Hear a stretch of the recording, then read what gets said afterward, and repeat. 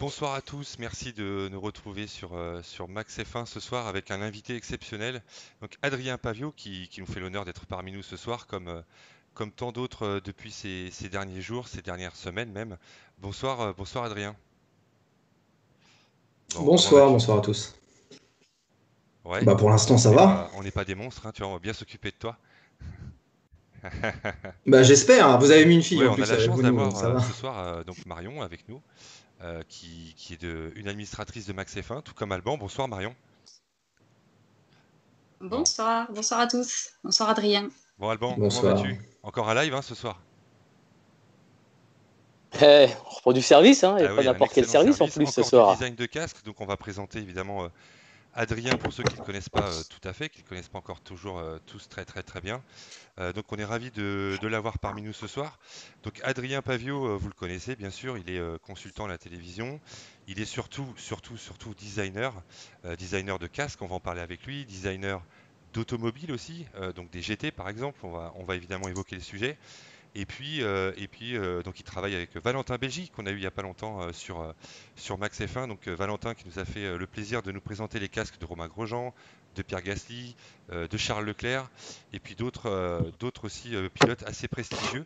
Donc ça c'était plutôt sympa. Voilà, donc Adrien qui est parmi nous, donc consultant, designer, et bien sûr, faut pas l'oublier, sûrement sa première passion, le pilotage automobile, voilà, dans plein de disciplines différentes et même quelques championnats à la clé, surtout un dont il doit être fier et on va revenir là-dessus. Voilà Adrien, le programme. J'espère que vous êtes tous bien calés dans votre siège. On va profiter, on va parler design, on va parler couleur, on va parler casque, on va parler bagnole, on va parler auto, c'est super sympa. Donc on va se régaler. Voilà. Alors Marion et Alban, n'hésitez pas à m'interrompre hein, si je suis trop bavard pour poser les questions à Adrien. Voilà. Alors Adrien, on va commencer ce live par, on l'a dit en off juste avant de commencer, on va commencer ce live par une petite anecdote. Tu es de l'Indre-et-Loire, c'est ça? Voilà, donc tu es né il y a Absolument. quelques années, on va pas dire ton âge, mais tu es encore très jeune. T'as un tout petit peu plus... T'as 35 Bah, ans, j'ai voilà, 35 ans, exactement. ça va. T'es né à Tours, voilà. Ah, voilà, exactement. C'est là où avait lieu la course de NASCAR Europe, Exactement. d'ailleurs. Donc à Tours, près de Châteauroux, donc près du Berry. Très très belle région Tours, hein, d'ailleurs. Il faut aller goûter les vins de Loire avec modération. Donc voilà, ouais, avec modération. Ouais. Après, Après avoir voilà, visité les châteaux, ouais. tout à fait. Euh, la question qu'on pose à tous nos invités, on a eu Renaud Derlot, on a eu Jackie Eclart, on a eu Yannick Dalmas, Valentin Belgi, bien sûr, Brandon Maizano, notre parrain. Euh, comment est venue, Adrien, cette passion pour... je crois que c'est de famille, hein, si j'ai bien lu, si j'ai bien travaillé. Je crois que c'est une passion familiale, je pense, l'automobile, le sport auto, n'est-ce pas? Absolument. Bah, déjà, va pas falloir dire de conneries, parce que je crois que mon père est en Oui, train de regarder. Donc, oui, oui, il est là, il est là. donc va Il est falloir là. rendre à César, voilà, va falloir rendre à César ce qui appartient à César. C'est grâce à lui que j'ai cette passion de l'auto. Alors, mes deux parents étaient vendeurs de voitures lorsque je suis né. Et donc forcément, j'étais battu d'avance, hein. Là, il y avait pas trop le choix. Mon père a fait du rallye et bah forcément, c'est lui qui m'a transmis le virus. Il y avait quelqu'un qui avait un garage aussi, je crois, hein, c'est ça, c'est ton papa peut-être? Ou il vendait des voitures peut-être, quelque chose comme ça? Euh, Les deux? les deux, ma mère et mon père vendaient des voitures, ouais. Mon père était marchand et ma mère maintenant est directrice D'accord, de concession, ok. ouais. Alors après, c'est quoi? Tu commences à bricoler un peu les voitures avec eux ou tout simplement tu t'es dit, allez, c'est quand même plutôt bien la mécanique, les voitures qui vont vite, et puis tu t'es mis au karting ou il y a d'autres raisons à ça? Ouais, alors non, la mécanique, enfin, le jour où vous me voyez commencer à toucher un moteur, vous êtes dans la merde, hein, je vous le dis direct. Non, non, non, non, en vrai, un jour, mon père était faire du kart avec ses potes, et puis bah, il y a eu l'occasion de me mettre dedans pour voir un petit peu ce que ça donnait. Et voilà, j'ai vu que ça me plaisait, ça lui plaisait tout autant. Donc c'était l'occasion de partager cette passion qui était d'un coup devenue commune. Et très vite, voilà, c'est devenu. J'ai fait une école qui s'appelait l'école de pilotage du RIPO, Oui, donc en Touraine. C'était une école de cartes associative. Donc vraiment, c'était un truc qui doit plus, mais alors plus du tout exister aujourd'hui. Et c'est ce qui m'a permis de commencer à le kart à un petit niveau régional avec des petits moyens et puis de monter les d'accord. échelons au fur et à Alors le mesure. kart, c'est championnat de France karting en 99, c'est ça?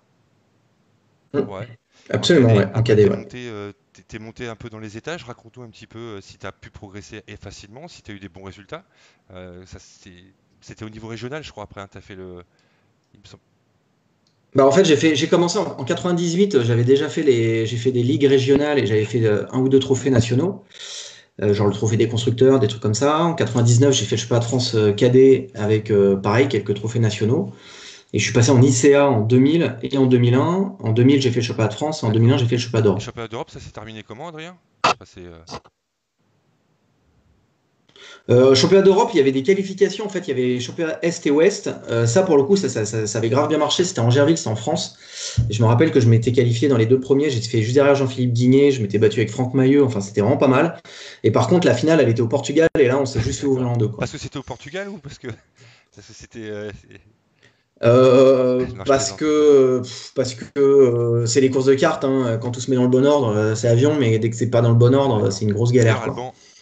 Vas-y, Alban. C'était à Braga d'ailleurs. C'était à Braga, ouais. Exactement. C'était une belle piste, Ouais. hein. C'était pas mal, mais ouais, ça avait été super dur. Sacré périple pour y aller là-bas.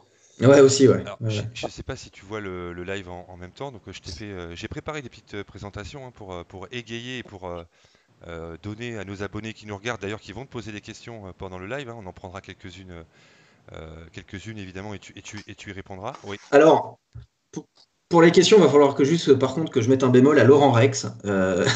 C'est le chef d'antenne de la chaîne Automoto. C'est un audio personnage qui est affreusement vulgaire, qui m'envoie des messages d'insultes depuis tout à l'heure. Donc, je tiens à dire qu'on ne prendra pas les messages de Laurent Rex sur le Laurent groupe. Rex. Voilà. Parce qu'il m'a demandé de vous faire des doigts à la caméra. Vous vous rendez compte de l'abject personnage que c'est, C'est quoi. fin, on est sage. Voilà. Voilà. J'espère que je t'ai bien affiché, Laurent Rex, hein. J'espère que t'as bien l'air d'un con, là. Bon, c'est cool. Voilà, donc on voit Adrien en kart avec le kart numéro 240. C'était quel type de motorisation dessus? Si tu peux nous dire? Alors là, en fait, le 19, en haut à gauche, c'était au championnat, ça c'était au championnat de France, ça. Ça c'était au championnat de France ICA, c'était en 2000. Ça devait être en 2000 ou 2001. Après, au milieu, là, c'est lorsque j'ai repris les courses de cartes avec Énergie. Ça, c'était au Mans en 2016. Avec le 419 en haut à droite, c'est le championnat de Belgique. C'était la course préparatoire à la Coupe du Monde 2016. Donc ça, c'est quand j'avais repris et j'avais fait quatrième. Ça avait été une course de dingue. Il s'était mis à pleuvoir en plein milieu de la finale. Enfin, c'était un week-end assez sympa, d'ailleurs. C'était à Genk et c'était pas loin de Maastricht. Le soir, on passait des très bonnes soirées. Et en bas à gauche, donc c'est très bien d'ailleurs qu'il y ait C'est cette grâce à photo, toi, c'est c'est vraiment grâce à cool. toi. C'est toi qui En me bas à l'as donné. gauche avec. Ouais, mais non, mais en fait, non, mais c'est marrant parce que j'y ai repensé là il y a 2 minutes. En bas à gauche, donc c'est bien parce qu'il est sur la photo. Donc c'était sur la grille de la qualif du championnat d'Europe, donc la fameuse qualification ouest du championnat d'Europe dont je vous ai parlé. Derrière moi, d'ailleurs, c'est Franck Mailleux qu'on aperçoit, qui a fait les 24 heures du Mans, qui a roulé en F3, qui est assez connu. Et là, donc on voit, je suis avec mon mécano. Mon mécano, c'est Guillaume Renaud. Il avait fait troisième du championnat du monde de karting en 1997. Et c'est une méga star dans le milieu, quoi. Et à droite, donc, photo de la Coupe du Monde en 2016. Il est chouette, En hein. X30. Il est beau le Ouais, vert et blanc là. C'est pour la partie esthétique. Ouais, je connaissais un graphiste qui faisait des trucs pas mal. T'avais peut-être pas commencé le graphisme encore, d'ailleurs, si. Alors, si, là, elle est de 2016, la photo, donc si, là, Oui. Ouais. Ok. Oui, parce qu'on va y revenir, mais le graphisme, c'est à peu près 10 ans avant, si je me trompe pas. Voilà. Ouais, en Oui. fait, beaucoup plus, mais oui. Ouais. Ok. Super. Merci pour. Vas-y, Alban. Petite question là, Adrien, on voit tes casques. Bon, tu sais que moi aussi je fais du kart, au milieu du kart, c'est notre signature. C'était déjà ta touche perso, c'était déjà dans ta tête le design que tu as fait quand tu étais en ICA, là, qu'on voit sur le Ouais, alors j'ai changé de design entre temps, mais allez, j'ai toujours dessiné mes casques. Si c'est la question, c'est juste qu'à l'époque, alors clairement à l'époque, je dessinais déjà les casques. J'étais déjà un passionné, j'aimais déjà ça, j'avais déjà cette grosse passion pour les casques. Je dessinais pour moi, je dessinais déjà pour mes potes à l'époque. Donc d'où Jean-François, ça date il y a bien plus d'il y a 10 ans. Voilà, c'était ça pas que je voulais professionnel à l'époque, hein, je faisais ça à l'école. Y a pas de souci. Ouais, non, mais je m'en doute, ouais. Mais je faisais ça à l'école avec des Ouais. crayons de papier sur, voilà, je coloriais quoi. Je faisais du coloriage. Alors, certains à mauvaise langue vous diraient que je fais toujours du coloriage, mais, mais on va dire de manière un peu plus pro. Mais donc, ouais, ouais, non, non, à l'époque, je dessinais déjà mes casques. C'est juste qu'à l'époque, j'avais peut-être la créativité un peu moins développée, donc je m'inspirais quand même beaucoup plus de ce que faisaient les autres, alors que j'inventais un peu moins, quoi. Je m'adaptais. Ok. Et c'est pour financer tes études que tu avais choisi de professionnaliser cette activité, du coup, non? Ouais, ouais, un peu plus tard. Ça, c'est Ouais. bien après. Ouais, ouais, bah, financer, c'était pour me faire un peu d'argent de poche parce que ça payait pas une école de com dans les médias de dessiner quatre Ouais. casques, mais ça payait les bières du vendredi soir. C'est déjà ça. C'est toujours mieux que rien. Voilà, donc tout va. Et ça t'est venu comment cette passion alors? Des casques, bah, Ouais. encore aujourd'hui, je peux pas vous le dire. Je peux pas vous le dire. J'ai ce souvenir en 98 d'arriver sur d'arriver sur ma toute première course. C'était à Villeperdue, en Indre-et-Loire, sur la Ligue Île-de-France en cadet, et de voir les mecs avec les casques à rails et déjà de me dire putain, mais c'est flambant, c'est trop beau, tu vois. Je regardais pas les moteurs, j'étais pas passionné de mécanique, moi j'étais passionné de casque, quoi. Donc pourquoi, je sais pas. C'est-à-dire que je suis même un passionné de casque au-delà de déco. À l'époque, moi j'étais comme un ouf quand je voyais un rail GP3 blanc avec une visière fumée noire. J'étais déjà comme un ouf et il n'y avait pas de déco Ok. pourtant à l'époque, Si ça quoi. vous dérange pas, on y revient après, Alban, sur le design des casques. Ça va être une grosse partie du live. Là, on va surtout s'intéresser à la partie pilotage, donc piste d'Adrien. Donc ensuite, tu as enchaîné un petit peu après, tu as enchaîné sur le super tourisme, c'est ça? Ouais, alors d'abord, avant le super tourisme, il y a eu la super D'accord. production et la Formule France. En fait, clairement, la monoplace, moi, ça m'attirait pas vraiment, surtout quand je suis arrivé en auto. Puis il y avait aussi la question de budget, évidemment.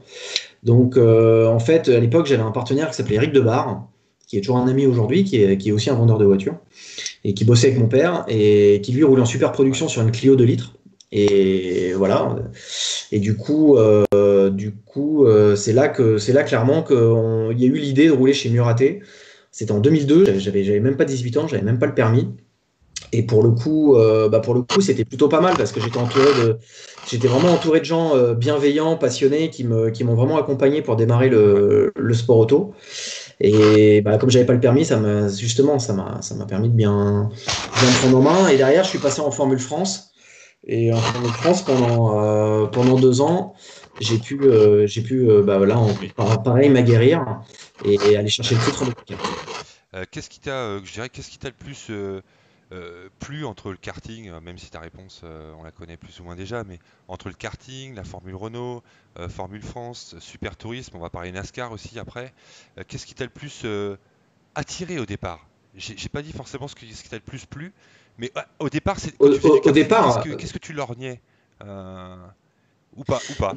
bah, en fait, à la base, moi, clairement, mon truc, ça a toujours été les voitures fermées. C'est-à-dire que j'ai jamais rêvé de Formule 1. Ok. Jamais. Donc moi j'ai fait du kart.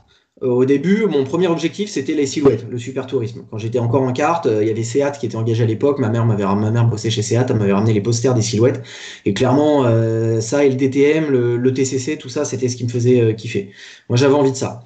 Et en fait, quand je suis arrivé en Formule France en 2003, j'ai fait la connaissance d'un garçon qui s'appelle Philippe Hainaut, qui est le neveu de François Hainaut, l'ex-pilote de Formule 1. Et en fait, il était hyper passionné de NASCAR et des États-Unis. Et il m'a parlé pas mal d'anecdotes. Et c'est lui un peu on va dire, qui a piqué mon intérêt, qui a dit. C'est là que je me suis dit, tiens, mais c'est vrai que c'est pas mal ce qu'il me raconte. Il y a quand même des histoires de ouf, quoi. Et là, c'est comme ça que je me suis mis à découvrir la NASCAR. Entre-temps, on m'avait offert un jeu de PC de NASCAR. Et là, je suis devenu complètement accro. Et c'est là que je me suis mis non plus à rêver de super tourisme, D'accord, mais de NASCAR, quoi. d'accord, ok. Ensuite, là, je voudrais vraiment qu'on s'arrête là-dessus, Adrien.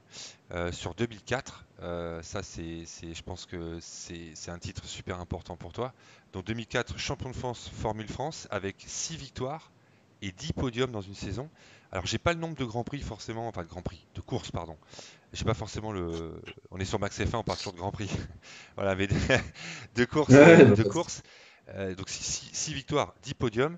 Tu peux nous raconter un peu cette saison qui devait être formidable pour toi? Enfin, ça devait être un peu un accomplissement, une sorte de récompense depuis le départ. Bah, en fait, il y avait eu, donc en 2002, j'ai eu la super production, j'avais déjà gagné le titre junior, donc ça c'est vrai que c'était pas mal. Et derrière, je suis arrivé en Formule France, et là en fait c'était un gros step, parce qu'il y avait pas mal de jeunes avec les dents longues, ça avait été, là c'était clairement beaucoup plus dur, quoi. Donc en 2003, il a fallu un peu que je reprenne les bases, ça a vraiment pas été simple. Et en fin d'année, en 2003, j'avais fait une course de Porsche Cup. Ouais. Et ça avait vraiment bien marché, hein. C'était vraiment pas mal. Et du coup, là, ça m'avait vraiment donné confiance et montré que tout ce que j'avais acquis en 2003, ça n'avait pas servi à rien. Donc je suis arrivé en 2004 vraiment boosté. Et à mi-saison, donc j'étais déjà en tête de la Coupe de France. C'était pas le championnat de France, c'était la Coupe de France. Et du coup, et là, du coup, on me rappelle très bien, je venais de gagner la course de Spa. Et dans la foulée, on est monté dans le camping-car avec mon père. On a fait Spa-Francorchamps, Pau Arnos. Il y a de la route, hein. Et là, je faisais mon premier test en super tourisme pour remplacer Mike Parisi, qui, je crois, avait un problème de sponsor à l'époque. Enfin, en tout cas, il pouvait pas finir la saison. Et donc, il y avait 2 courses de dispo dans l'Opel Astra chez Jacob. Et c'est comme ça que ça s'est fait un peu la dernière minute et que je me suis retrouvé au mois de septembre à rouler à Albi en super tourisme avec Eric et Larry, Sohail Ayari et les voitures de chez Pesca, quoi. Vas-y, Alban. Est-ce que tu as vu est-ce que tu as vu le gap entre une silhouette et une voiture de tourisme? Ouais, non, bah c'était gigantesque. C'était gigantesque, et même si entre-temps, mon rêve avait migré du super tourisme à la NASCAR, je touchais quand même à un de mes premiers rêves. Moi, un de mes premiers rêves, c'était la silhouette. Donc là, j'étais clairement dans la voiture. Je me rappelle que ça m'avait vachement impressionné. Et encore aujourd'hui, ça fait partie des plus belles voitures que j'ai pilotées, hein, la super tourisme. C'était une voiture de dingue. Et quelle était la grande différence majeure?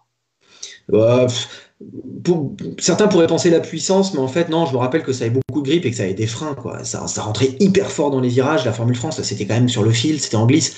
Voilà, on la voit là, l'Astra, c'était. Bon, ça ferait rire les spécialistes, mais dans ma tête, à l'époque, c'était une mini DTM, quoi. La caisse, c'était plat, c'était large, c'était un châssis tubulaire. Ça rentrait hyper fort. Non, c'était une super caisse, hein. À l'époque, j'avais adoré. Combien de chevaux l'Opel là? Ouais, quand même. Ça devait en faire 400, Ouais. un peu plus On de est 400 à au- l'époque. Peut-être Ouais, quand même. 350, 400. Puis, qu'est-ce qui est frappant quand on conduit ces voitures-là? C'est la patate, ça pousse, ou c'est plutôt le freinage, la thune route? Non, ouais, l'ensemble dans les courbes. À l'époque, je me rappelle que c'était les passages dans les courbes rapides qui m'avaient le plus changé parce qu'une Formule France, il n'y a pas de différentiel, c'était des voitures qui glissaient beaucoup et enfin, autant dans des chicanes ou rien, dans des lignes droites, ça changeait pas grand-chose. Mais dans une courbe un peu rapide, une Formule France, très vite, on était en dérive et on devait gérer la dérive pour pas trop glisser. C'était des voitures qui avaient peu de grip. La Super Tourisme, elle était collée par terre. C'est là vraiment que la plus grosse différence s'est faite, surtout que moi ma première course elle était à Albi, c'était quand même à l'époque un circuit assez rapide et c'est là ça m'avait pas mal changé, hein. J'avais roulé en 2003 en Formule France à Albi, donc là le gap était vraiment important. Alors Ça a dû te faire bizarre de côtoyer des gros pilotes dans le peloton là. Bah un peu, surtout que voilà, moi à l'époque j'étais vraiment le fan qui regardait les courses à la télé.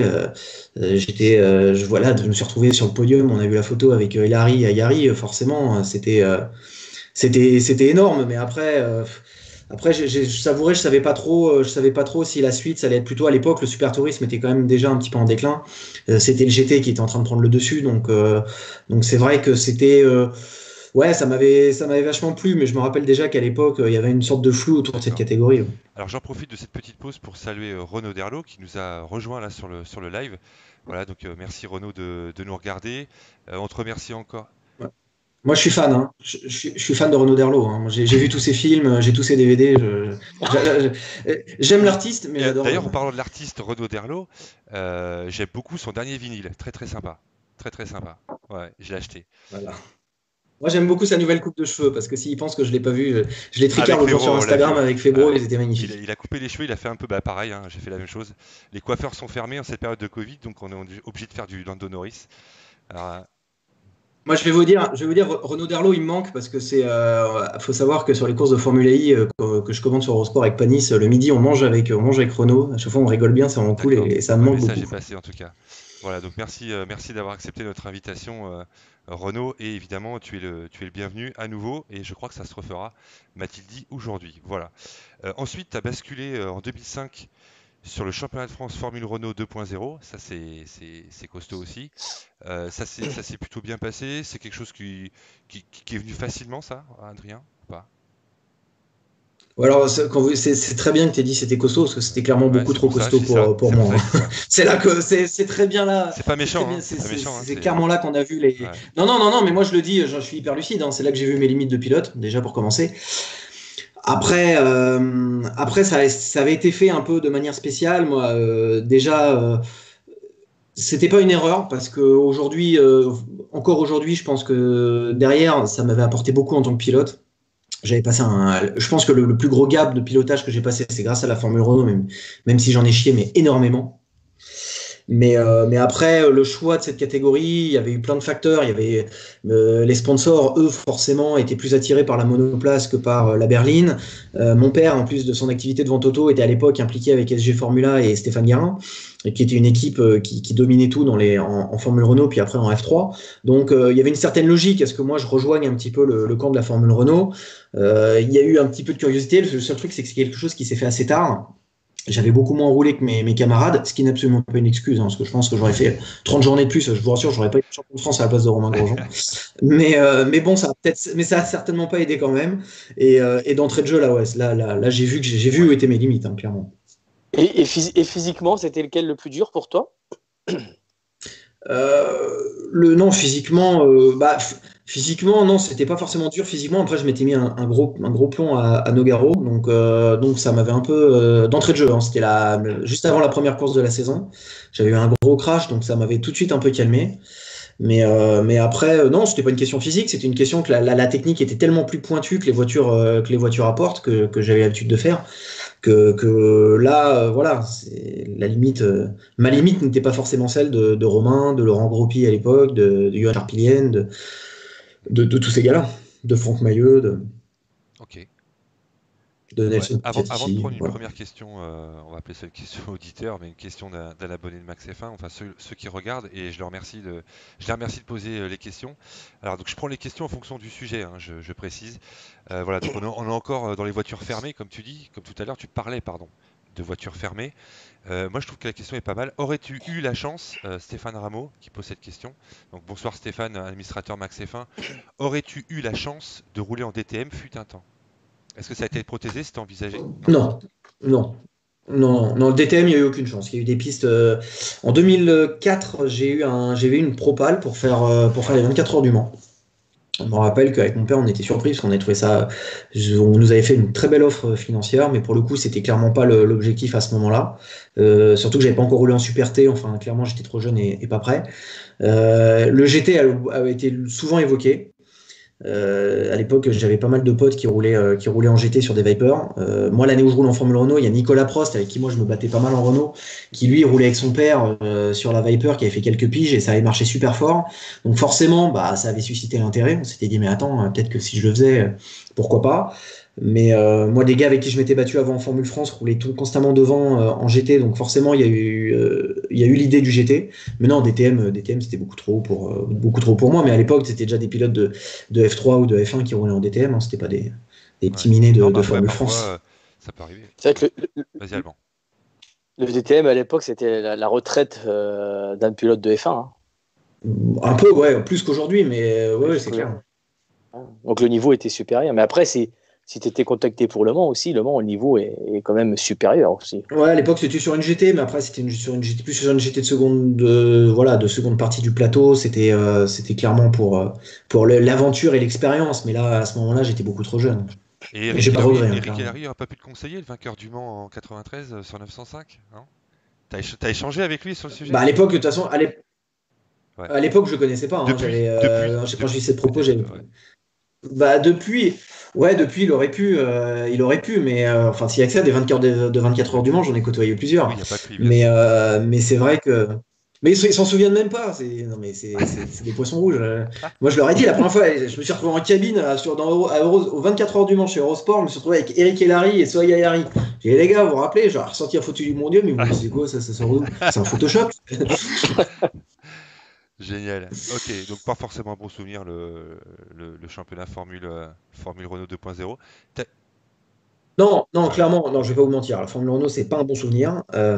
Déjà parce que je m'étais vraiment fait mal. Je me suis beaucoup fait charrier par les potes de mon crash à l'époque, mais je m'étais vraiment fait mal. J'ai encore quelques séquelles aujourd'hui. Ouais. C'était pas un truc drôle. Et c'est non, c'est pas un bon souvenir, mais ça a été certainement l'expérience la plus enrichissante de tout mon parcours en tant que pilote. Et je la regrette absolument pas, parce que derrière, 2 mois après, je monte dans une Mégane Trophy à Valence sur les tests du championnat d'Europe et je fais le deuxième temps. Oui, oui. Donc en soi, la preuve que ça avait été Euh, efficace. Vas-y, je t'en prie. Tout à Ouais, l'heure. bien sûr. Ouais. J'ai vu qu'Adrien Camps a posé une question tout à l'heure et elle rejoint un petit peu ce que tu disais. Tu parlais de ton crash. Il demandait si tu t'étais déjà fait peur lors d'une course. Un crash, c'est ton plus gros crash? C'est ta plus grande peur en course? Ou tu as connu À Nogaro, d'autres? ouais. Alors, c'était pas en cours, c'était pendant les essais, mais la plus grande peur, je sais pas, mais en tout cas, c'est là que je m'étais fait le plus mal, ouais, ça, c'est sûr. Ouais. C'est la seule fois que je m'étais vraiment fait mal Ouais. à Et Nogaro. Pascal Maradi qui te félicite, Adrien, mais on n'en doutait pas que tu allais faire une belle prestation, Adrien. Beaucoup de lucidité et d'intelligence dans tes propos. Voilà. Ah bah, c'est Ouais, gentil, merci Pascal. Tu viendras à la ouais, maison bah, je verrai pour un avec lui. apéro. Il habite à côté.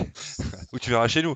Il fait beau ici. Ouais, Voilà, il fait plutôt beau voilà, en ce moment. Donc, quand on sera déconfiné, tu pourras passer à Toulon avec ton copain Renaud d'ailleurs. Voilà, du côté de Porquerolles, il y a avec quelques petits plaisir. rosés sympathiques et quelques olives à déguster. Voilà. C'est là que tu as connu, c'est une question bête hein, que je peux poser, mais c'est là que tu as connu Romain, que c'est les premiers contacts avec Romain Grosjean, ou ça date d'avant, ou c'est après? Euh, Non, non, non, d'accord. Romain, je le connaissais depuis le kart. Romain, on s'est rencontrés en 2001, c'était sa première année en ICA et moi ma deuxième. Et pour la petite anecdote, à l'époque, la première fois qu'on s'est parlé avec Romain, c'était dans le parc fermé de Varennes-sur-Allier en ICA. Je venais de faire la pole du championnat de France, la finale du championnat de France. Et lui, c'était une de ses premières courses et on avait discuté ensemble. Parce que comme je venais de faire la pole, il était venu me voir et c'est là qu'on a fait connaissance. Et puis bon, c'est toujours bien entendu. Ça fait partie de ces choses de la vie qui sont naturelles. Il n'y a pas besoin de dire bah on est potes parce que si, parce que ça. On a toujours été potes. En Formule Renault, on était repotes. D'ailleurs, je me rappelle que je galérais tellement un jour sur une séance d'essai que Romain est monté dans ma voiture.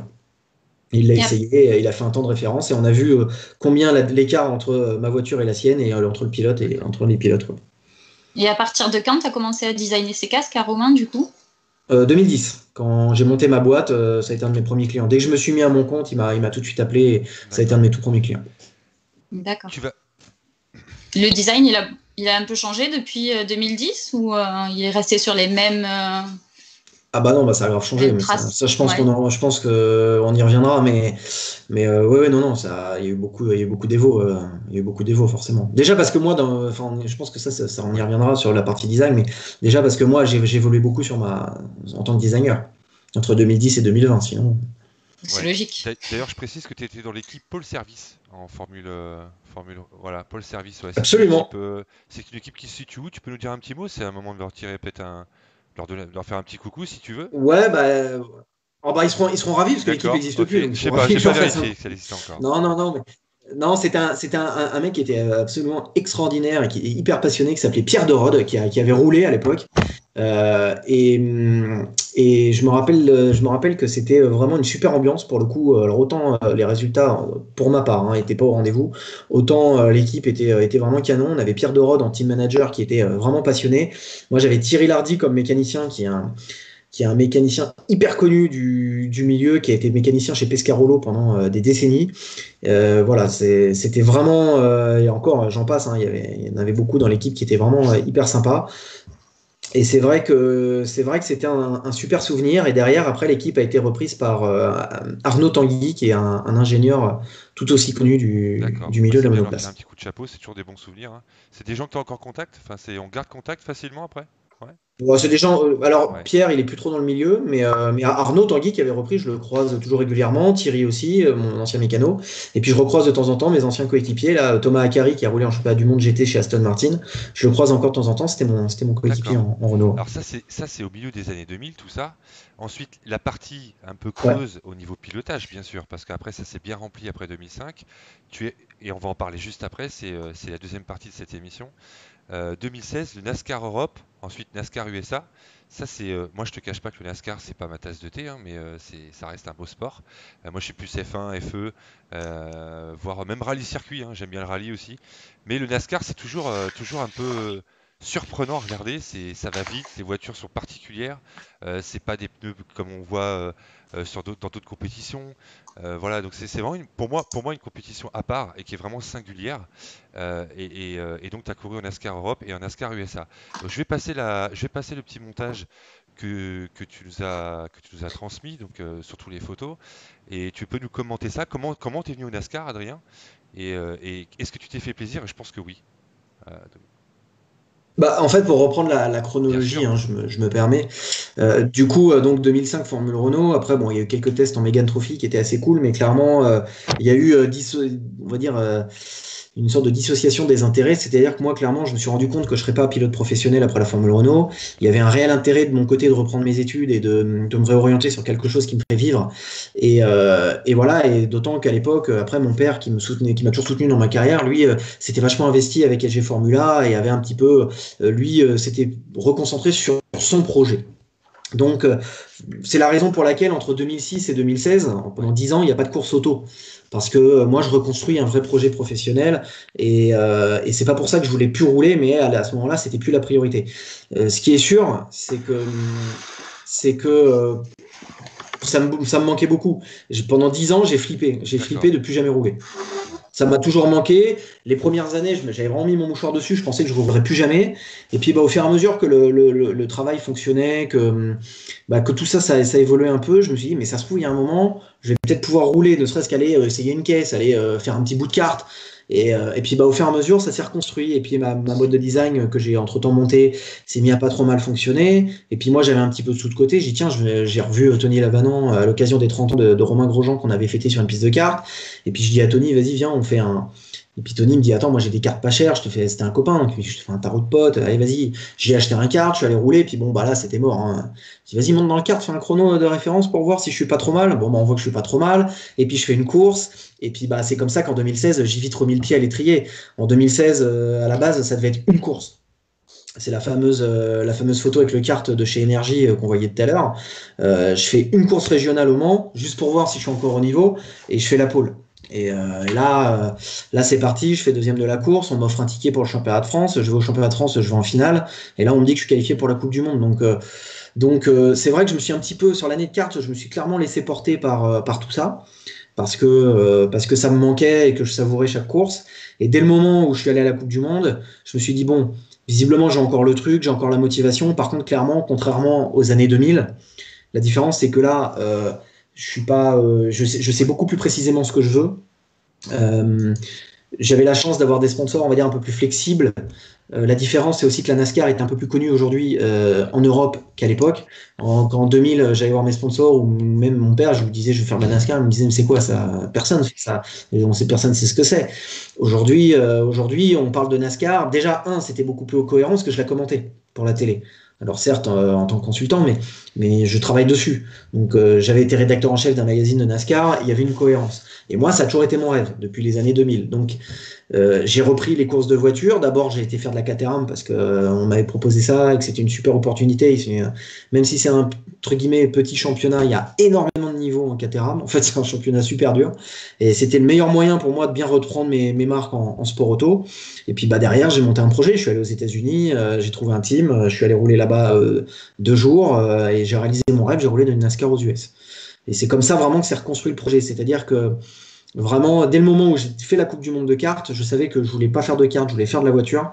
Et dès le moment où j'ai remis le cul dans une voiture, j'ai dit là, clairement, il y a un objectif, c'est de le faire réaliser le rêve, c'est d'aller D'accord. rouler en NASCAR. Alors, NASCAR, alors j'ai mis Caterham, hein, j'ai mis la super Caterham là que tu peux Ouais, voir, donc rouge et noir, ouais. Les couleurs de Max Speed et de Max F1, c'est sympa. Voilà, c'est les deux pilotes là en bas, c'est donc il y a toi à gauche bien sûr, et à droite c'est et c'est l'immense, l'unique, ouais, l'exceptionnel Vincent Beltoise, ouais, de la famille Beltoise, hein, d'accord. le cousin d'Anthony, voilà, dont le père Christian Bonal est une légende du sport automobile et est le directeur du championnat Caterham. Et Vincent vient rouler de temps en temps. Et là, à ce moment-là, on venait de faire le doublé à Portimao. Vas-y, Et Adrien, par rapport à la NASCAR, si c'est vraiment, ça se pilote différemment, ça se règle différemment, c'est vraiment une voiture à part. Ça n'a rien à voir. Mais alors, pourtant, moi, je la commande depuis 2011. Je suis allé une dizaine de fois aux États-Unis sur des courses. J'ai parlé avec les mecs. Et je peux vous dire que même en étant prépa, en sachant comment ça marche, je suis monté dedans, j'ai halluciné de la complexité du truc. Ça a vraiment, mais tout est à l'opposé, ça n'a rien à voir. Là où en Europe, vous devez attaquer les freins, faire pivoter une voiture, faire un frein dégressif et tout. Là-bas, faut lécher la pédale de frein, mettre de plus en plus de pression. Tout est à l'opposé de chez nous. Et c'est d'une complexité complètement folle parce que les voitures sont hyper lourdes, mais aussi hyper puissantes. Les circuits sont tout petits. Il y a tout qui vous saute à la gueule. C'est un truc de dingue. C'est vraiment un truc de fou. T'as dit que. Enfin, j'ai regardé une interview cet après-midi où justement tu étais interrogé par un journaliste, tout simplement.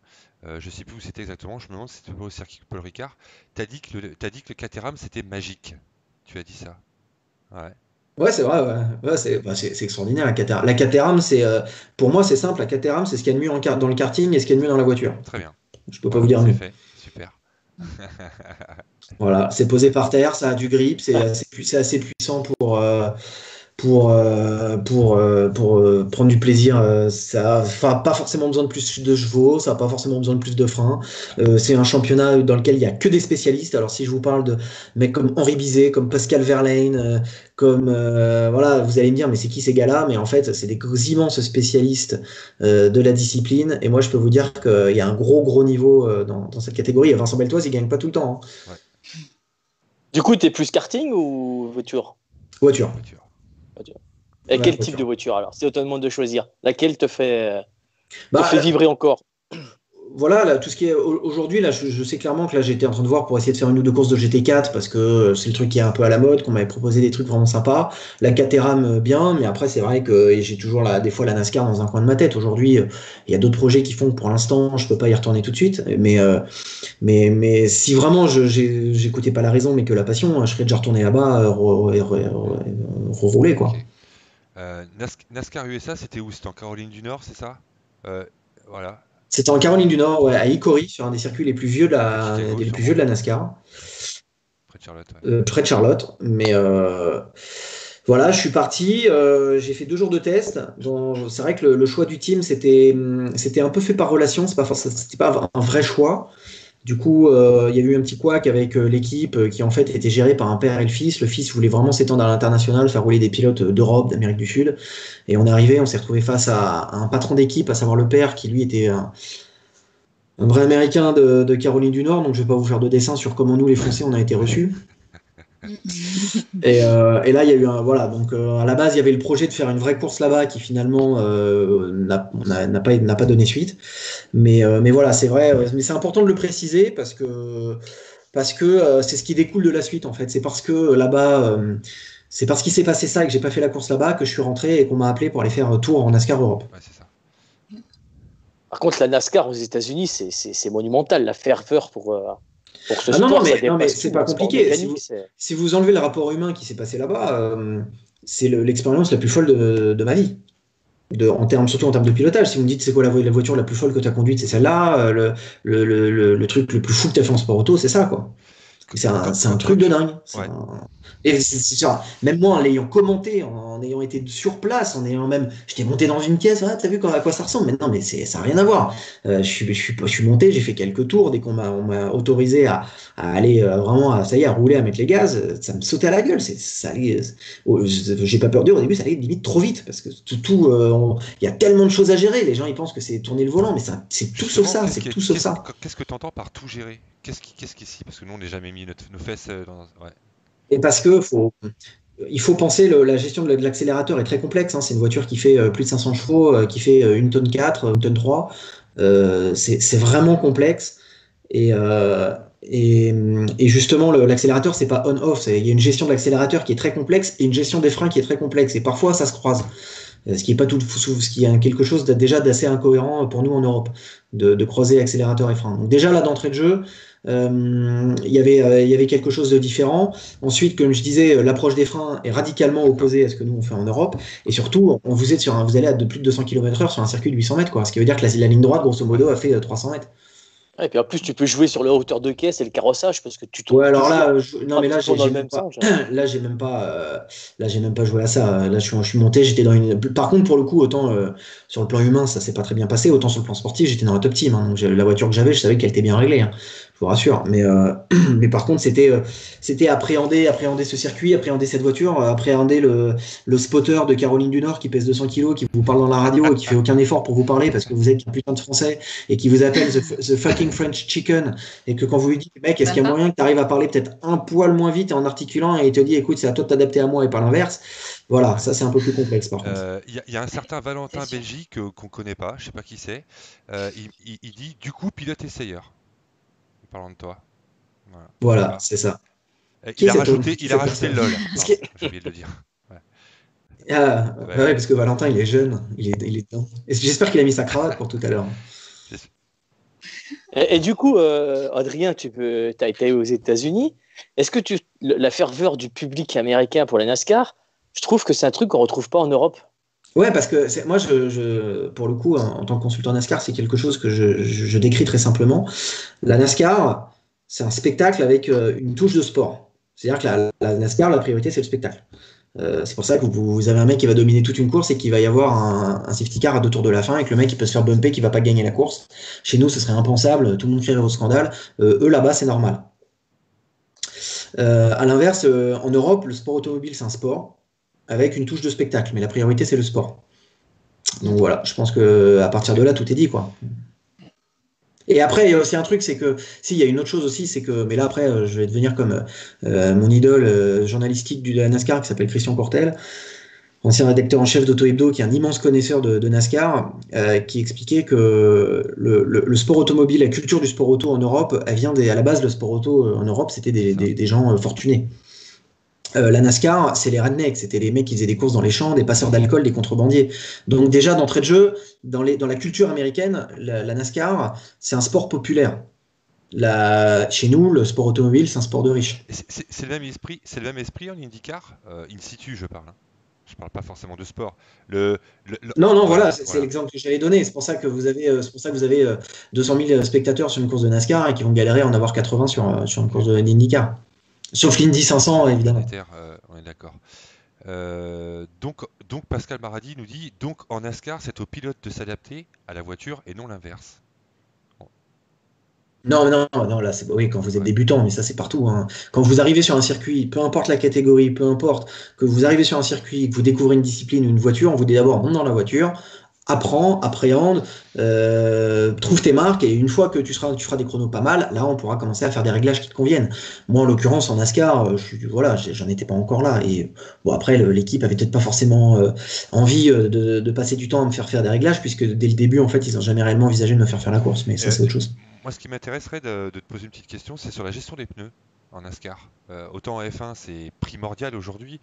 C'est quelque chose qui est très impactant sur un Grand Prix, la gestion des pneus. En NASCAR, c'est quoi comme type de pneus? C'est des pneus qui s'usent vite, ça chauffe bien, tout va bien? Ouais, c'est pas si différent. Ouais. C'est pas si différent, c'est juste que c'est pas des Pirelli, donc c'est moins dangereux, mais mais à côté de ça, non, mais c'est la même gestion. Hein, c'est voilà, vous essayez de trouver la bonne balance, le bon compromis entre un pneu qui va être performant et qui va avoir le maximum de grippe et qui va pas s'user trop vite. Bon, ça marche. Donc le gros de 200 kg, t'as pas apprécié, quoi? Non, lui encore ça allait, c'était son patron. En fait, en soi, qu'il soit, il y a pas d'autre mot, hein, ça s'appelle du racisme.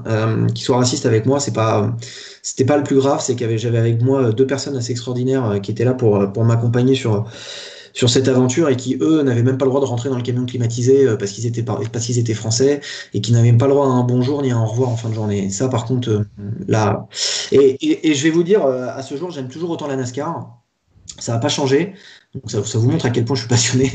Mais voilà, faut être lucide. Je pense je vois dans les commentaires qu'il y a certains fans de NASCAR qui nous écoutent. La NASCAR, c'est un sport qui est absolument fabuleux, qui à haut niveau est pratiqué par des gens qui sont très cultivés, très bien.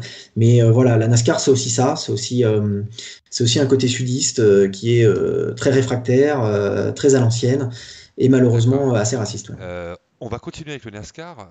On est là pour apprendre plein de choses et c'est super intéressant ce que tu nous racontes. Mais Métellal Thomas qui écrit une petite phrase. Thomas, faut rigoler, Thomas Voilà. Mététal, légende du NASCAR karting. Europe. Voilà, Salut bonsoir Thomas. Thomas, deux frères. Ils sont Ouais. deux frères. NASCAR Europe à Tours avec Frédéric Joët. Est-ce que tu peux nous parler de Frédéric Joët et Thomas, pourquoi pas? Frédéric Joët, qui est-ce? Moi, je l'ai pas fait la même année que Frédéric Joët, c'est un autre pilote qui est de Tours. Il a 1 ou 2 ans de plus que moi. On s'est toujours un peu suivi. Il était toujours dans les catégories au-dessus de moi. On s'entend super bien. D'ailleurs, je viens de lui dessiner son casque pour la petite parenthèse, tout comme Thomas Mététal d'ailleurs. Et en fait, Fred avait fait un podium à Tours en NASCAR. Il avait même gagné. Il avait gagné Tours en NASCAR Europe quelques années avant que moi je le fasse. Et Fred, aujourd'hui, il vit aux États-Unis. Il travaille avec Romain Thiévin, avec Alex Prema et Warren Knipper, qui sont des Français. Voilà, qui sont des Français installés à Las Vegas. Et voilà. Et c'est bien de faire un petit clin d'œil à Fred, parce qu'il fait partie des potes qui m'appellent à peu près une fois tous les 2-3 mois pour me dire de venir faire de la NASCAR à Las Vegas. Donc si je dois me remettre le pied dedans, vous saurez à quoi ça peut qui c'est. Et quand il y a des noms comme ça, je m'en cache pas, hein, on connaît pas tout le monde. Ouais. C'est un super pilote, Fred Joët, Romain Thiévin, David Périssé et surtout maintenant encore aujourd'hui Warren Knipper. C'est des Français qui roulent à Las Vegas en NASCAR. Ils sont là-bas toute l'année ou ils reviennent un peu en France quand même de temps en temps? Ils peuvent nous faire coucou? Ils doivent revenir voir leur famille, mais en fait Romain Thiévin et David Périssé ont monté une boîte là-bas qui s'appelle Exotics Racing, qui marche vraiment fort. Ils ont même leur propre circuit à côté du Speedway. Et voilà, et là est implanté là-bas aussi Alex Prema. Bien sûr. Pas besoin de vous présenter Alex, qui lui a son équipe de course et qui est juste à côté. Donc voilà, il y a une sacrée bande là-bas. Mais moi, j'y vais pas parce que je sais très bien que les nuits vont être relativement courtes. Tu fais la sieste, Adrien. La sieste, tu décales. Voilà, c'est ça. Voilà, donc oui, on nous parle de PKS, avec PKS au Mans. PKS, c'est Paul Karting Service, si je me trompe pas. Ouais. Et qui sont basés d'ailleurs à jouer les tours juste à côté de là où j'ai grandi. Je fais du karting chez eux quand je rentre dans mon Berry natal, n'en déplaise à ceux qui pensent que je parle trop de mon Berry. Mais voilà, je connais le fondateur de PKS, à qui je fais un gros coucou, qui nous a accueillis il n'y a pas longtemps, Eric Bénès, tout à fait. Eric Bénès. C'est Max Speed, l'histoire de Max F1 vient de Max Speed, et Max Speed, c'est la première interview que j'ai faite, c'est lui, dans l'Indre, sur son circuit de loisirs, bien sûr. Voilà. Voilà, il m'a parlé de Sarrazin, il m'a parlé de toute l'équipe PKS, et PKS qui court souvent près de Romorantin, justement, sur le circuit Alban Aide-moi, le circuit qui est dans le 41. Il est là, Alban? Tu m'entends, mon poulet? Ouais. Le circuit international qui est près de Romorantin dans le Loir-et-Cher. Salbris, voilà. Chartres. Salbris, voilà. Salbris, okay. ah oui. Alors, tu me dois un tour à Salbris d'ailleurs, il faudrait faire un tour à Salbris, un de ces quatre. Voilà, ok. Fais gaffe, les vivreurs sont méchants, ouais, exactement. Ouais, c'est planté au milieu de la campagne, c'est assez champêtre. Voilà, donc. Tu m'aurais dit en Sologne. Oui, c'est la Sologne, tout de suite, effectivement. mais là... Voilà, PKS que je salue vraiment. Ouais. Une super équipe et qu'on suit de temps en temps. D'ailleurs, on pourrait inviter, c'est Arnaud Sarrazin de mémoire, c'est ça? C'est ça, Arnaud Sarrazin. Ouais, c'est ça. Rencontré aussi, justement sur ce circuit Sologno. Voilà. Donc pas mal cette petite page NASCAR. Bah écoute, Renaud,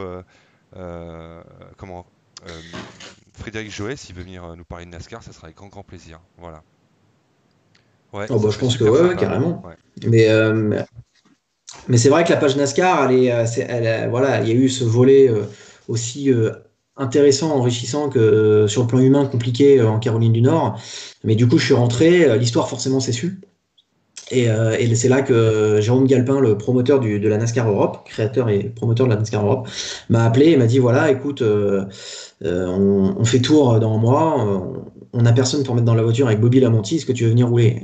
Je dis attends mon gars, moi j'ai découvert la NASCAR dans les années 2000, Bobby c'est une de mes idoles, tu peux pas me proposer ça et...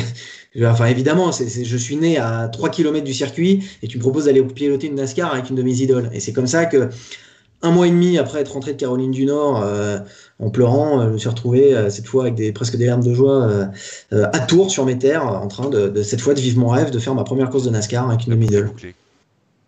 D'ailleurs, Jacques Villeneuve a fait 2-3 piges en Euroseries, en NASCAR Euroseries. Toujours, hein, il a monté son équipe d'ailleurs. Il a son équipe, d'accord. Alors, avant de faire la transition vers le design, puisqu'on a eu Valentin Belgi il n'y a pas longtemps, on s'est vraiment régalé. Avant d'aborder la page design, en ce moment, on voit beaucoup de e-sport à la télé, de grands prix virtuels que d'ailleurs Charles Leclerc a gagné 2 fois de suite, puisque ça remplace les courses pour l'instant, les vraies. Adrien, tu t'amuses un peu? T'es plutôt manette, t'as un simulateur à la maison, tu t'en fous? C'est pas ton truc? C'est quoi? Ah, Ah, bah si, en fait, j'en faisais, et c'était même un peu trop mon truc. Moi, j'avais un gros simu dans mon ancien appart, j'avais un gros simu, le volant, le pédalier, j'avais l'ordi avec les 3 écrans, j'avais tout. Et le problème, c'est qu'en plus de passer du temps à piloter dessus, moi, je passais mon temps à faire toutes les décos.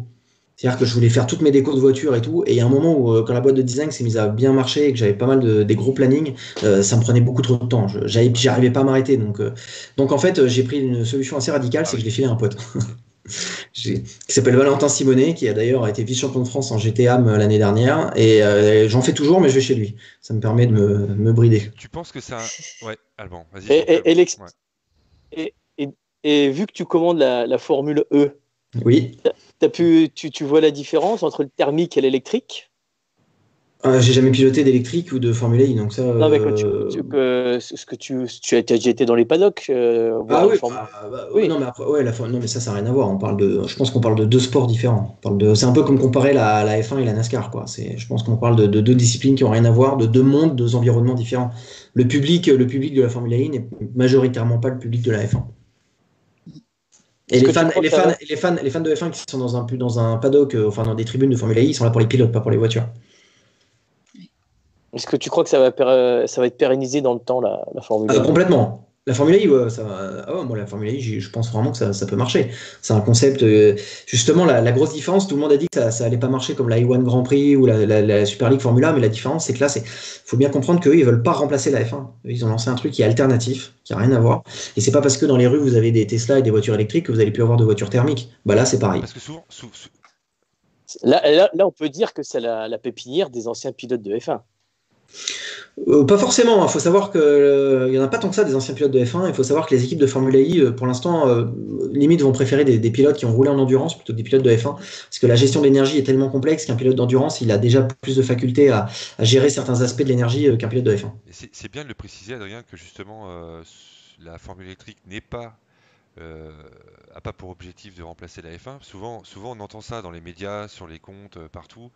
La FE pourrait remplacer la F1, pas du tout en fait. Pour moi qui est fan de F1, je m'intéresse aussi à la formule électrique. C'est pas du tout la même chose. Enfin, c'est pas comparable. D'abord, d'un côté, on a des circuits urbains.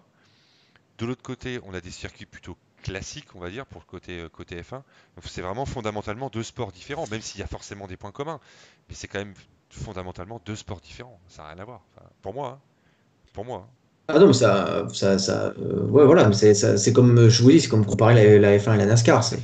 C'est deux mondes différents, deux publics différents, des profils de pilotes différents. Bon, là, les profils de pilotes sont un peu plus proches entre la F1 et la Formule I, mais regardez Massa, il met du temps à s'y faire. Et à l'inverse, vous avez De Vries, il arrive, il est vite tout de suite, parce que De Vries, il a fait de P2, parce que, hormis ses compétences de F2, de champion de F2, bien évidemment, il a fait de l'endurance et il connaît. Après, ce qui est intéressant aussi sur ce type de formule, c'est qu'il y a très peu de différence entre les formules, entre les monoplaces aussi. Ça fait un Il y a débat ça. assez compact. Ouais, alors il y a ça, bon, même si en fait les systèmes d'exploitation, en fait, c'est pas les monoplaces en elles-mêmes qui sont différentes les unes des autres, c'est les systèmes d'exploitation et surtout les gestions d'énergie. Là, vous avez alors des process qui sont radicalement différents entre DST Cheetah et BMW par exemple. Mais par contre, pour rebondir et revenir au sujet d'origine, la Formule I montre clairement à quel point le e-sport, et plus précisément le pilotage sur simulateur, est intéressant et surtout l'impact que ça peut avoir aujourd'hui sur les voitures de course. Parce que un De Vries, s'il est aussi rapide et aussi dans le coup, c'est parce qu'il est hyper à l'aise avec ce type de procédé. Il a fait du simu, il a fait énormément de simu chez Mercedes et que c'est quelque chose qu'il maîtrise parfaitement. D'accord. Donc, pas ou plus de e-racing. D'ailleurs, on salue toute l'équipe de Triple A, le Triple A, donc les simulateurs de Renaud Derlot et comment il s'appelle? Olivier Panis notamment. Voilà. Donc c'est très sympa. J'ai posté de temps en temps, on va Voilà. parler du Triple A hein, sur Instagram. Et Et de Didier Coton. Le nom m'échappait, je voulais pas écorcher son nom. J'hésitais entre Cotou. Voilà. Grand manager. Ouais. Un grand manager. Voilà, d'ailleurs, Triple A qui ont présenté leur nouvelle recrue justement il y a pas longtemps sur Instagram. Je vous invite à aller voir de ce côté-là. Voilà. On fait la transition donc maintenant avec le design, Adrien. Donc justement, tu as arrêté de rouler ou presque en 2005. 2006, tu t'es consacré, il me semble, à deux sujets, donc à vouloir professionnaliser cette envie de designer des casques, voire même peut-être des voitures, tu vas nous le dire, et puis un petit peu de journalisme. Comment ça s'est passé exactement? Tout ça, ce mélange-là, où tu fais le pas, où tu passes le pas, d'aller vers ça, de professionnaliser la chose.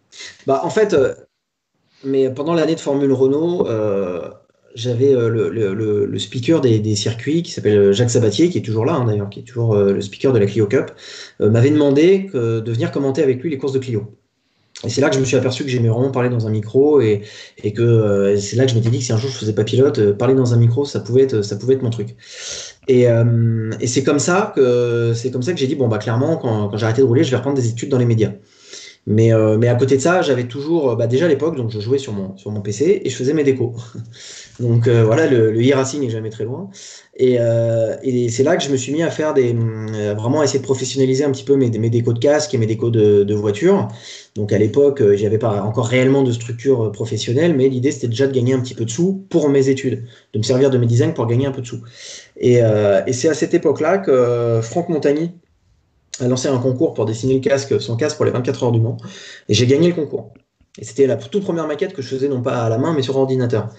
Et à partir de là, donc je crois que c'était c'était les toutes premières années de Facebook. Je l'ai mis sur Facebook, puis j'ai dit tiens, j'ai gagné ça. Et à partir de là, des mecs m'ont dit putain mais elle est vachement bien la maquette, tu peux pas m'en faire une. Et c'est comme ça que je me suis mis à faire des maquettes sur ordinateur, donc à l'époque sur Photoshop. Et après je me suis professionnalisé avec les logiciels adaptés pour que les peintres puissent reproduire mes décos. T'as dû te former pour ça justement ou tu étais totalement autodidacte pour se servir des logiciels parce que ce sont des logiciels qui sont quand même complexes à mon avis, pour en avoir vu quelques-uns même dans l'industrie aéronautique notamment où on fait du design notamment sur tout ce qui est les ailes, les fuselages, les corps d'avion, c'est quand même assez complexe. T'as fait des formations à distance, t'as fait une école particulière ou pas? Non, alors il faut savoir que j'ai fait une école de design en 2003, mais que j'avais arrêté parce qu'à l'époque je faisais des courses de voiture, beaucoup. Et donc non, j'avais même pas eu le temps d'apprendre à me servir des logiciels. Photoshop, je savais déjà parce que je faisais mes décos pour mon fameux jeu de NASCAR sur lequel je passais beaucoup de temps à l'époque. Donc Photoshop, j'en maîtrisais déjà pas mal. Et puis après Illustrator, j'ai mes potes qui eux avaient continué en école de design, qui m'ont montré plus ou moins les bases. Et après j'ai appris tout seul. Mais j'ai mis, voilà, j'ai plus ou moins autodidacte, mais j'ai dû passer 5 ans à apprendre ce qu'eux avaient dû apprendre en un an dans une école, quoi. Voilà, à ce moment-là, il y a envie de parler dans un micro et puis de professionnaliser la chose. Ok, ouais, C'est ça. Les casques à la base, c'était vraiment une sorte de hobby qui me ramenait, qui arrondissait les fins de mois. Hein. Pendant des années, c'était censé être ça. Quand j'ai terminé mes études, je cherchais du boulot à la télé et même quand j'ai monté la boîte de design à l'origine, c'était une activité secondaire. Hein. C'était juste pour arrondir les fins de mois. Et quand j'ai monté ma boîte, je m'attendais pas à ce que Romain Grosjean ouais. me demande de faire son casque. Et c'est sûr que forcément, en 6 mois, je me suis retrouvé en F1. Enfin, ou un an, donc tout de suite, ça a fait un gros jump, mais jusqu'à ce que je sois à la télé, mon objectif, ça a toujours été d'être à la télé, et le design était une activité secondaire. Il a fallu des années pour que je revoie un petit peu cette philosophie. Alors, avant que tu nous montres le casque de Romain, on a une importante annonce à faire, donc ouvrez bien vos oreilles. Euh, Adrien Pavio, donc, qui est là. Oui. Le, di- le- la- Allez, on va dire qu'un design, c'est 390 € hors taxe, si je me trompe pas, que je dise pas de bêtises. Voilà. Ah oui, tout à Et fait. avec le mot de C'est passe ça. MaxF1, vous contactez Adrien et vous aurez un tarif réduit. Donc vous passerez de 390 € hors taxe à 300 €. Voilà, donc ami Cartman, ami conducteur de tout ce qui roule, tout pilote qui sont sur ce live, avec le mot de passe MaxF1, vous contactez l'entreprise donc d'Adrien, Adrien Pavot Designs. Vous aurez une réduction de 90 € sur votre design de casque. Voilà, donc n'hésitez pas à l'appeler, n'hésitez pas à en profiter, c'est une offre et je te remercie Adrien, c'est super sympa de ta part. Voilà. Non, avec plaisir. Non, mais avec plaisir, je sais qu'il y a des pilotes, je sais qu'il y a des passionnés, même on n'est pas obligé d'être pilote pour se faire peindre un casque, ça peut aussi être un objet de déco qu'on met dans son salon, et voilà, je sais qu'il y a beaucoup de passionnés, qu'il y a peut-être même certains qui sont demandeurs, donc voilà, 90 €, ça représente presque un quart quand même, hein, c'est pas rien, mais comme je sais que des peintres comme Valentin Belgy se gavent sur le prix des peintures, c'est scandaleux. Et c'est affolant. Enfin, ces mecs-là, c'est des escrocs. Oui, on plaisante, Je rigole. bien sûr. Je rigole parce qu'au contraire, si vous Voilà. Il vous a présenté le boulot de peinture et je peux vous dire que je suis le premier à faire des bonds de 8 mètres quand un mec me dit ouais les peintres ils se gavent et tout. Je dis mais mon gars va dans l'atelier, va voir ce qu'ils font. Ouais. Et puis on en Voilà, reparle donc très après. sympa, Adrien, la classe, Non, super. Oui, je charriais Valentin parce que je vois qu'il met des messages oui, sur oui, il en met, Ouais. il en sur met le groupe. quelques-uns. Je pense qu'il va réagir là. D'ailleurs, Valentin, voilà, oui, Je crois il veut oui, profiter de la ouais, ouais. réduction, en fait, je crois. Non, non, mais Du coup, Adrien, le casque à Romain a été une vitrine pour toi? Est-ce que Alors c'est oui, ça a même été plus qu'une vitrine, ça a même été un vecteur de, enfin ça a été un tremplin parce qu'en fait, donc moi j'ai fait les cases de Romain, ça a été un peu la ligne, le point de départ, et en fait j'ai été contacté par un peintre qui s'appelle Aéromagique qui peint les cases de Sébastien Loeb. Et en fait, qui s'appelle Eric Milano. Et Eric, en fait, m'a appelé, m'a dit, moi, je crois en Romain, je pense que Romain reviendra en F1.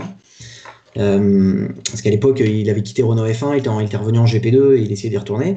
Il me dit voilà, moi j'ai un deal à te faire, je peins les casques de Romain Grosjean et en échange, je te fais faire les designs de Sébastien Loeb. Donc là, ça faisait à peine un an que j'étais à mon compte, OP de fou, quoi. Et là, c'est comme ça que je me suis retrouvé donc, à bosser dès ma première année de design, à bosser avec un pilote donc, à la fin de l'année de Formule 1 et un champion du monde, multiple champion du monde de rallye. tu peux justement nous montrer. Ouais.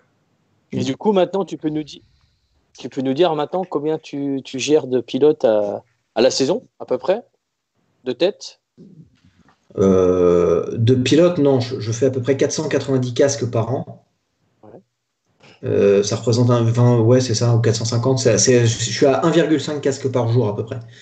Mais de pilote, non, parce qu'il y a des pilotes, il y a plusieurs maquettes sont pour le même pilote. Voilà. Ça doit représenter ouais, 400 pilotes. Mais après, il faut savoir que je suis aussi prestataire pour des peintres. La plupart des maquettes que je fais, les pilotes ou ne savent pas que c'est moi qui ai fait leur casque, voilà, moi je suis même pas en contact avec eux. Je bosse pour des peintres partout dans le monde.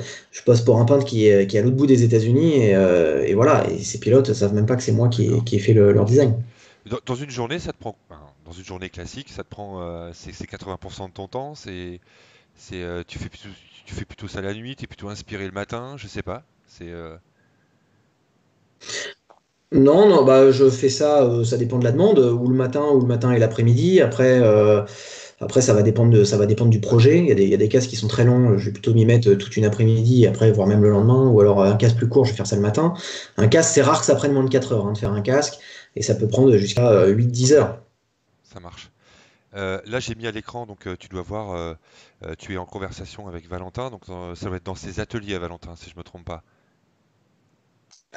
C'est ça. Alors là, je suis en train de lui montrer comment on se sert de ces outils parce que j'en avais un petit peu marre qu'il massacre mes designs. C'était absolument affolant parce qu'en fait, il boit beaucoup, donc il tremble. Normalement, quand on boit, on Et, tremble plus après. C'est l'inverse. non, non, non. Ben non, mais vous voyez, je fais mon Bah intéressant oui, je parce sais que la bien. vérité, c'est que c'est Ouais, l'inverse. ouais. Voilà. Non, la vérité, c'est que en tant que designer, je ne peux pas dessiner des casques réellement faisables si je ne sais pas comment ils sont peints derrière.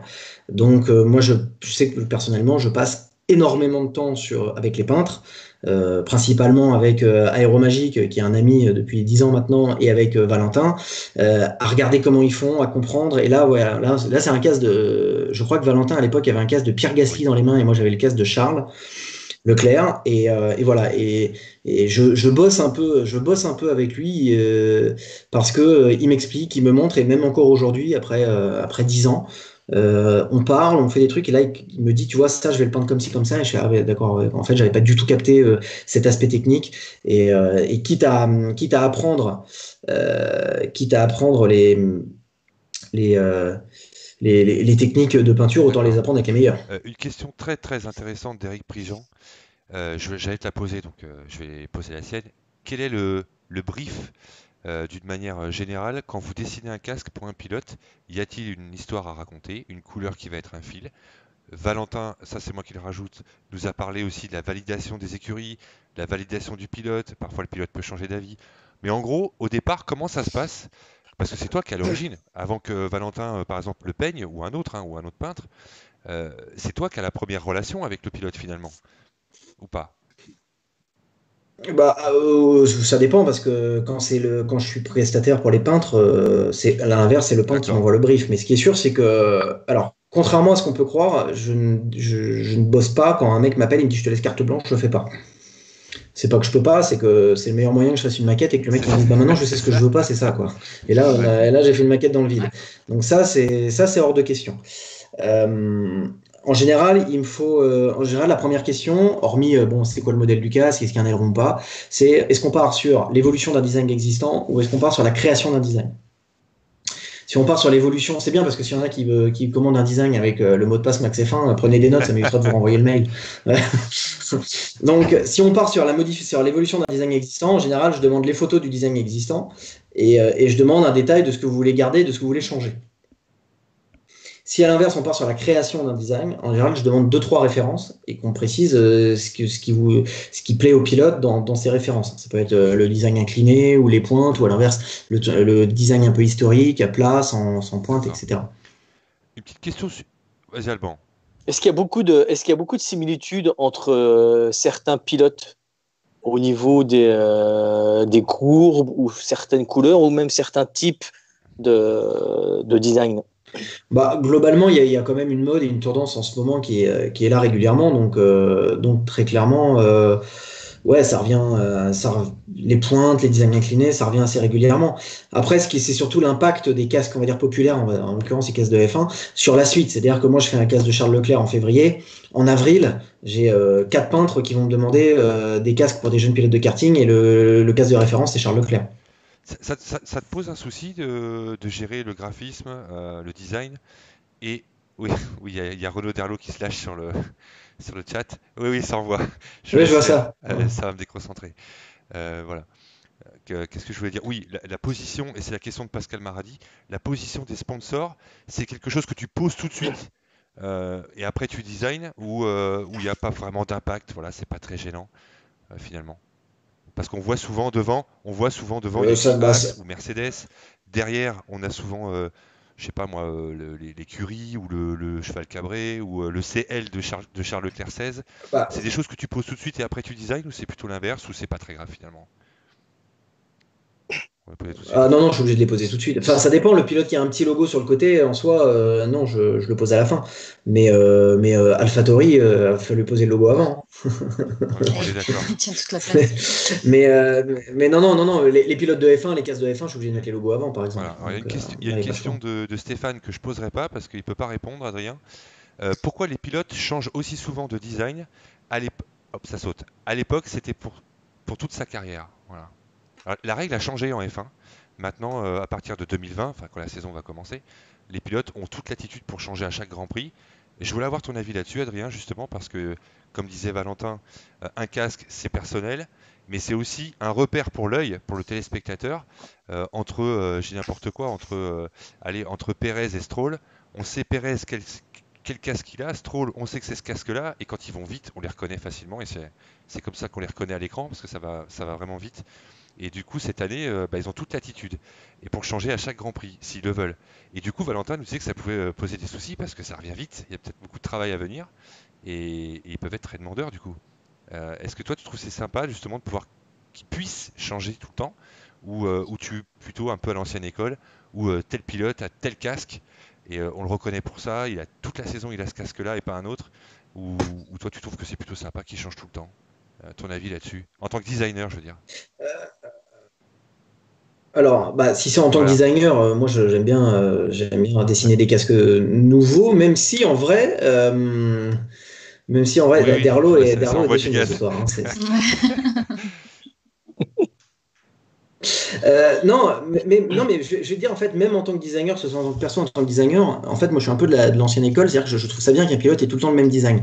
Moi, il y a un des trucs que j'aime le plus faire, c'est prendre toujours le même design et en faire des versions toujours un petit peu avec des petites touches. Par exemple, je travaille pour Patrick Pilet. Là, j'ai son casque qui a gagné les 24 heures du Nürburgring en 2018. Patrick, il a tout le temps le même design. Depuis qu'il fait du karting, toujours, il a constamment le même design. Mais pourtant, à chaque fois, j'arrive à lui faire un casque différent. Et c'est ça c'est vraiment sympa.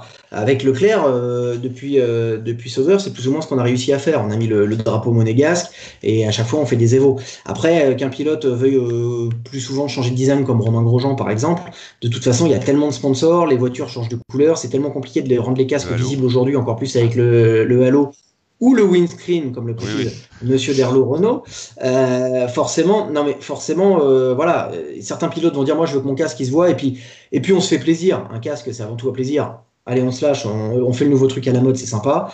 Et en tant que designer, moi j'aime bien les deux, mais c'est vrai que en tant que, on va dire, jeune pilote ayant connu les années 90 et 2000, moi je trouve ça toujours bien un pilote qui garde son design du début à la fin. Marion, si tu veux poser une question, Adrien, n'hésite pas, je t'en prie. Oui. Oui. Moi, je me demandais ce que ça te faisait de voir tes designs en piste, en fait. Quand tu les vois sur les pilotes de F1, par exemple, qu'est-ce que ça te fait? Est-ce que ça te rend fier?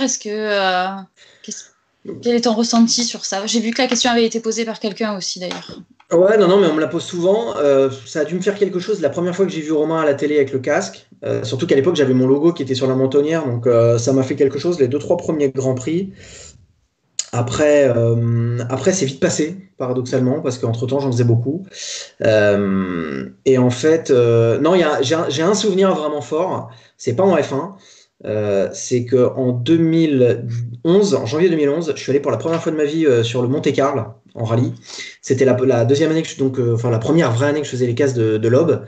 Et j'ai vu Seb passer à 3 mètres devant moi, enfin 4, on va dire 5 mètres devant moi en glisse dans une épingle. Et j'avais les phares dans la gueule, mais je voyais, il y avait la petite loupiote dedans. J'ai vu le casque éclairé. Et ça, ouais, ça m'a fait quelque chose.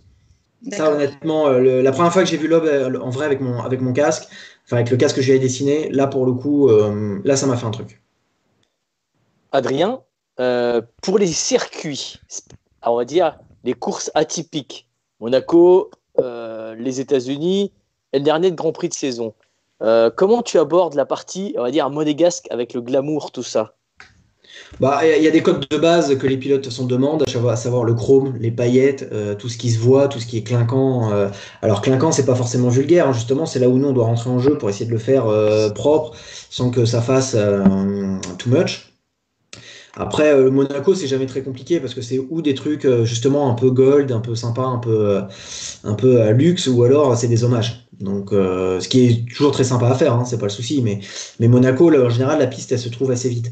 Après, les États-Unis, le casque, enfin moi en l'occurrence, mes pilotes, s'ils ont des casques spéciaux pour les États-Unis, c'est parce que moi j'aime les États-Unis et que je leur propose. Si un mec était fan, je sais pas, de la culture asiatique, peut-être qu'il leur proposerait plus de casques spéciaux pour Suzuka, pour le Vietnam, mais moi je suis un fan des USA, donc forcément j'apporte des idées pour les Grands Prix des États-Unis, quoi. Donc c'est plus ta petite touche à toi alors? Non, parce qu'il y en a d'autres qui le font, parce qu'au final, c'est les States, quoi. Mais c'est clair qu'en tout cas, je sais que Kevin Magnussen, par exemple, si je lui propose pas un casque spécial pour les US, jamais il fait un casque spécial pour Austin. Même Romain, la première année, quand je lui ai proposé un casque spécial pour Austin, il m'a fait, mais pourquoi? Je fais, parce que c'est les US, quoi. Il m'a fait, je m'en fous. Donc voilà, je dis, c'est pour me faire plaisir. Très réussi, okay. le casque Cars. Donc, magnifique. Justement, ce serait bien que la saison démarre, parce qu'on a peut-être d'autres trucs encore un peu dans le même style à venir cette année, mais bon, pour ça, voilà. Pour ça, il faudrait que ça roule. Je sais pas si je te la pose, on sait jamais. Si tu réponds pas. C'est des questions d'Eric. Que penses-tu de l'arrivée du casque de Ricciardo, qui est plutôt dans une tendance street art, qui s'apparente aussi au monde de la moto vintage? Non, mais c'est hyper flambant. Moi, son Race Service, moi je les suis depuis longtemps sur les réseaux sociaux. C'est clairement c'est une vague de nouveautés. Nous, designers, on attend que ça. Le problème, c'est que aujourd'hui, on n'a pas la demande pour faire ces choses-là. Moi, demain, si j'ai un pilote qui me dit, vas-y, je veux un truc comme ça, un truc très design, mais que personne d'autre a fait. Pas de problème, il n'y a pas de souci. C'est juste qu'aujourd'hui, il n'y a que Ricciardo pour être OK pour faire ça. C'est chouette ce violet. Alors, Alban, il y a un message pour toi de Renaud Derlot. Oui, il faut que tu payes le Je suis en train de lui répondre. Effectivement.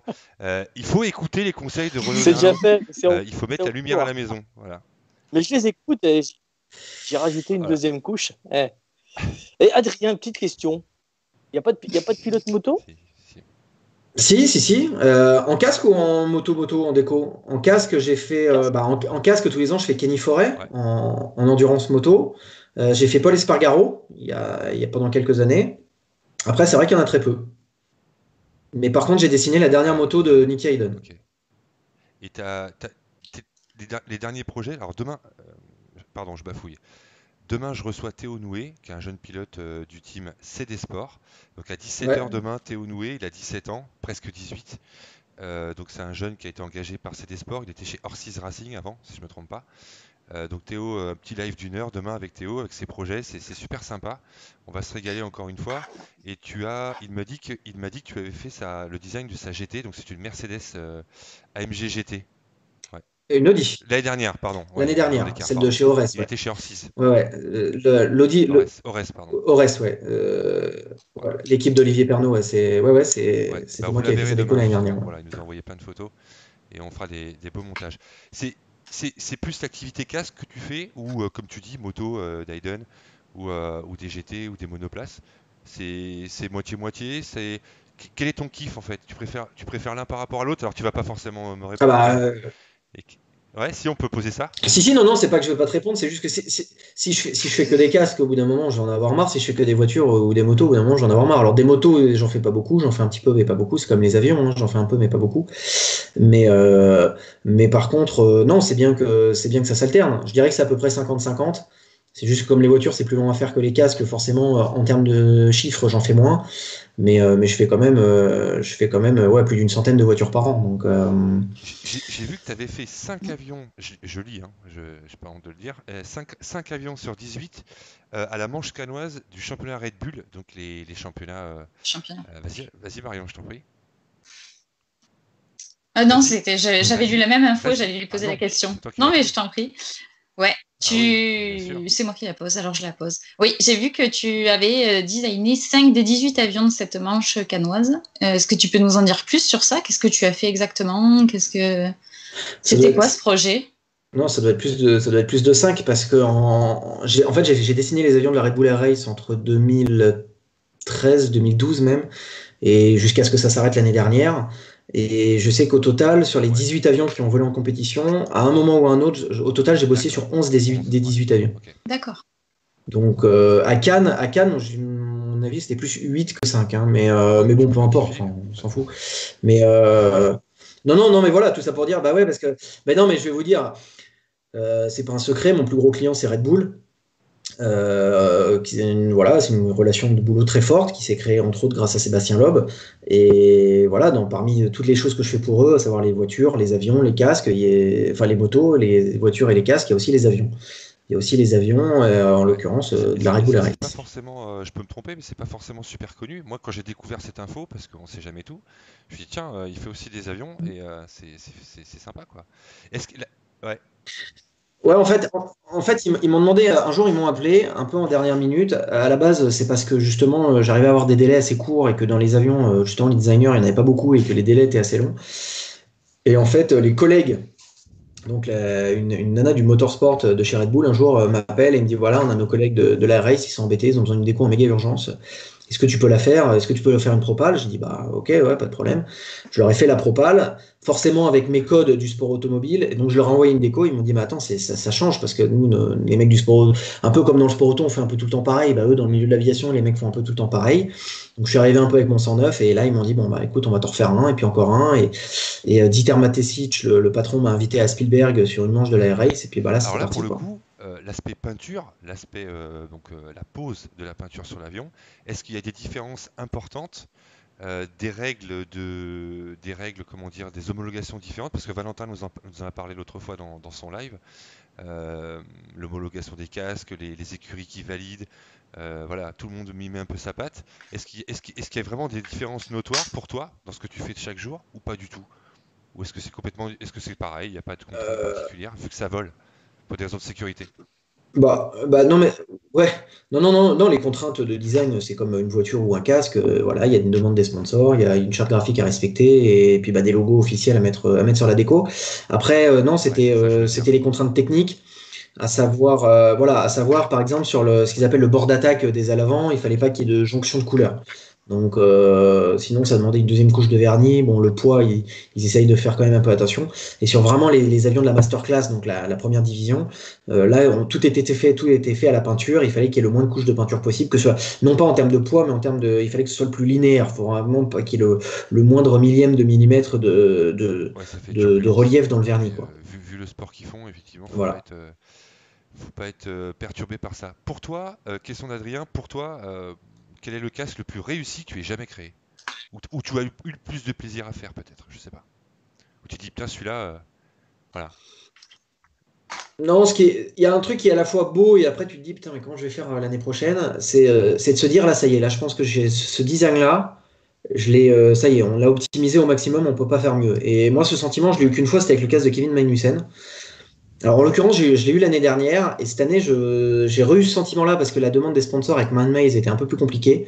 Et j'ai re-eu ce sentiment d'avoir réussi à bien l'intégrer sur le casque de Kevin. Mais non, mais après, en fait, je suis un éternel insatisfait. À chaque fois que je fais un casque, je me dis toujours que j'aimerais avoir une demi-journée de plus pour faire mieux, et c'est pas possible. Donc, à un moment, faut savoir. Je vois qu'il y en a qui ont retenu la leçon de Dan Tiktoum. Ouais. On passera aux pierres après. Non, mais des beaux projets, il n'y en a pas eu un, il y en a eu plusieurs. Le casque Cars, comme tu dis, c'est peut-être pas pour moi le plus beau, mais en tout cas, c'est un super sentiment parce qu'en tant que fan de NASCAR, c'est extraordinaire. J'ai fait ce casque, derrière, j'avais mon petit neveu, ma belle-sœur qui m'appelait, qui me disait, ah, le casque, tu peux me le montrer? Moi, j'étais à Austin, j'étais en visio en train de montrer à mon petit neveu le casque Cars. Plein d'amis qui m'ont dit, ah, tu peux m'envoyer des photos de montrer le casque, comment il a été peint. Voilà, il y a eu des choses extraordinaires. Le premier casque pour l'Aube, même le casque Steve McQueen de l'époque, qui a une histoire, une anecdote assez cool. Voilà, il y a eu plein c'est pas forcément la déco que je trouve belle, c'est plutôt l'histoire. Pour moi, l'histoire, de toute façon, je vais vous dire, hein, le design casque, c'est des histoires hein, plus que du graphisme. Et pour moi, les histoires, elles sont plus importantes Ça, que les c'est super graphismes important de le eux-mêmes. dire. À la limite, s'il faut retirer quelque chose, c'est ça, c'est raconter une histoire. On en parle toujours. Qu'on ait envie de parler dans un micro ou qu'on a envie de peindre ou de créer du graphisme, c'est toujours raconter une histoire. Et C'est souvent, ça. ça plaît aux gens quand on raconte des histoires. Une petite blague d'Hilario que je salue. Hilario qui habite pas très loin d'ici. Puisque tu as des entrées chez Red Bull, pourrais-tu, s'il te plaît, leur demander de changer le goût de leur mixture? Voilà. Hein, merci. Ouais, bah pas de Merci, problème, Adrien, il c'est suffit de gentil. demander. Donc, je rappelle qu'il y a toujours des réductions donc de 390 euros, ça passe à 300 euros pour se faire un graphisme par Adrien avec le code MAXF1. Voilà, et je répète, c'est pas une blague. Voilà, c'est une offre que fait Adrien. Non, c'est Adrien, vrai, c'est sérieux. Adrien, quelle est la complexité, enfin, non, quel est pour toi le support le plus dur en termes de designer? La monoplace, la voiture ou l'avion? Les LMP2 au Mans, les protos des 24 heures du Mans, c'est hyper dur. Ouais. C'est hyper dur parce que déjà, une voiture, à la limite, il y a que ça, vous prenez, c'est un rectangle. Une monoplace, c'est comme une pointe. Donc, enfin, dans votre tête, tout de suite, en 3D, en bossant sur mon écran qui est plat, j'arrive à peu près dans ma tête à la visualiser. Une LMP2, c'est complexe parce que ça monte, ça redescend. Après, vous avez cette espèce d'aile de requin sur le capot moteur à l'arrière. Vous avez la bulle à l'avant. C'est que des formes très différentes sur une partie ou l'autre de la voiture. Les protos du Mans, pour moi, c'est de très loin les voitures les plus dures à dessiner. Ouais. Ouais, pardon, entre Pascal Maradi et Renault, ça rigole pas mal. 300 euros le 390, de quoi moins casqué. Ah oui, Ouais, elle est pas celle-là, je me mal. Je suis la fait. ressortirai, celle-là. Merci Pascal. Je sais pas s'il a fait l'apéro, Pascal, j'en sais rien, mais en tout cas, il est inspiré. Une autre question que je voulais te poser, moi, à titre perso, quelle est l'affinité qu'il faut avoir avec les pilotes pour réussir leur casque, pour connaître leur sensibilité, ou alors ils veulent ça et rien d'autre. Certains sont peut-être sûrement plus demandeurs que d'autres, plus pinailleurs, comme on dit en français, ou pas du tout. Ça se passe comment? Ils t'appellent souvent, c'est par visio? Bah, Ouais. Bah, ça dépend lesquels. Non, non, ça dépend lesquels. Après, de toute façon, il faut me laisser ma part de liberté, hein, sinon ça marche pas. Par exemple, je prends un exemple. Aujourd'hui, il y a quelqu'un qui m'a contacté pour un casque. Enfin, il m'a contacté il y a 2 jours. Il me relance aujourd'hui. Il m'a mis une liste de 40 questions. Voilà. Là, il va falloir que lundi matin, j'y réponde que là, ça va être compliqué. Va falloir lâcher un peu de bride, sinon ça va pas le faire. C'est mon métier, c'est aussi de la créa. Si à un moment on me laisse aucune place à la créa, je peux faire des casques hein, sans créa, mais à un moment. Derrière, ça ne faudra pas venir me demander des modifs parce que c'est ce que le gars a demandé et point barre. Non, il faut pas forcément la bonne entente est pas obligatoire pour faire un bon design de casque. J'ai fait des très beaux casques pour des mecs à qui j'ai jamais parlé. Certainement, parmi les plus beaux casques que j'ai dessinés, il y en a que j'ai fait en fait pour des peintres en tant que prestataire. Les pilotes, je les connais même pas. Par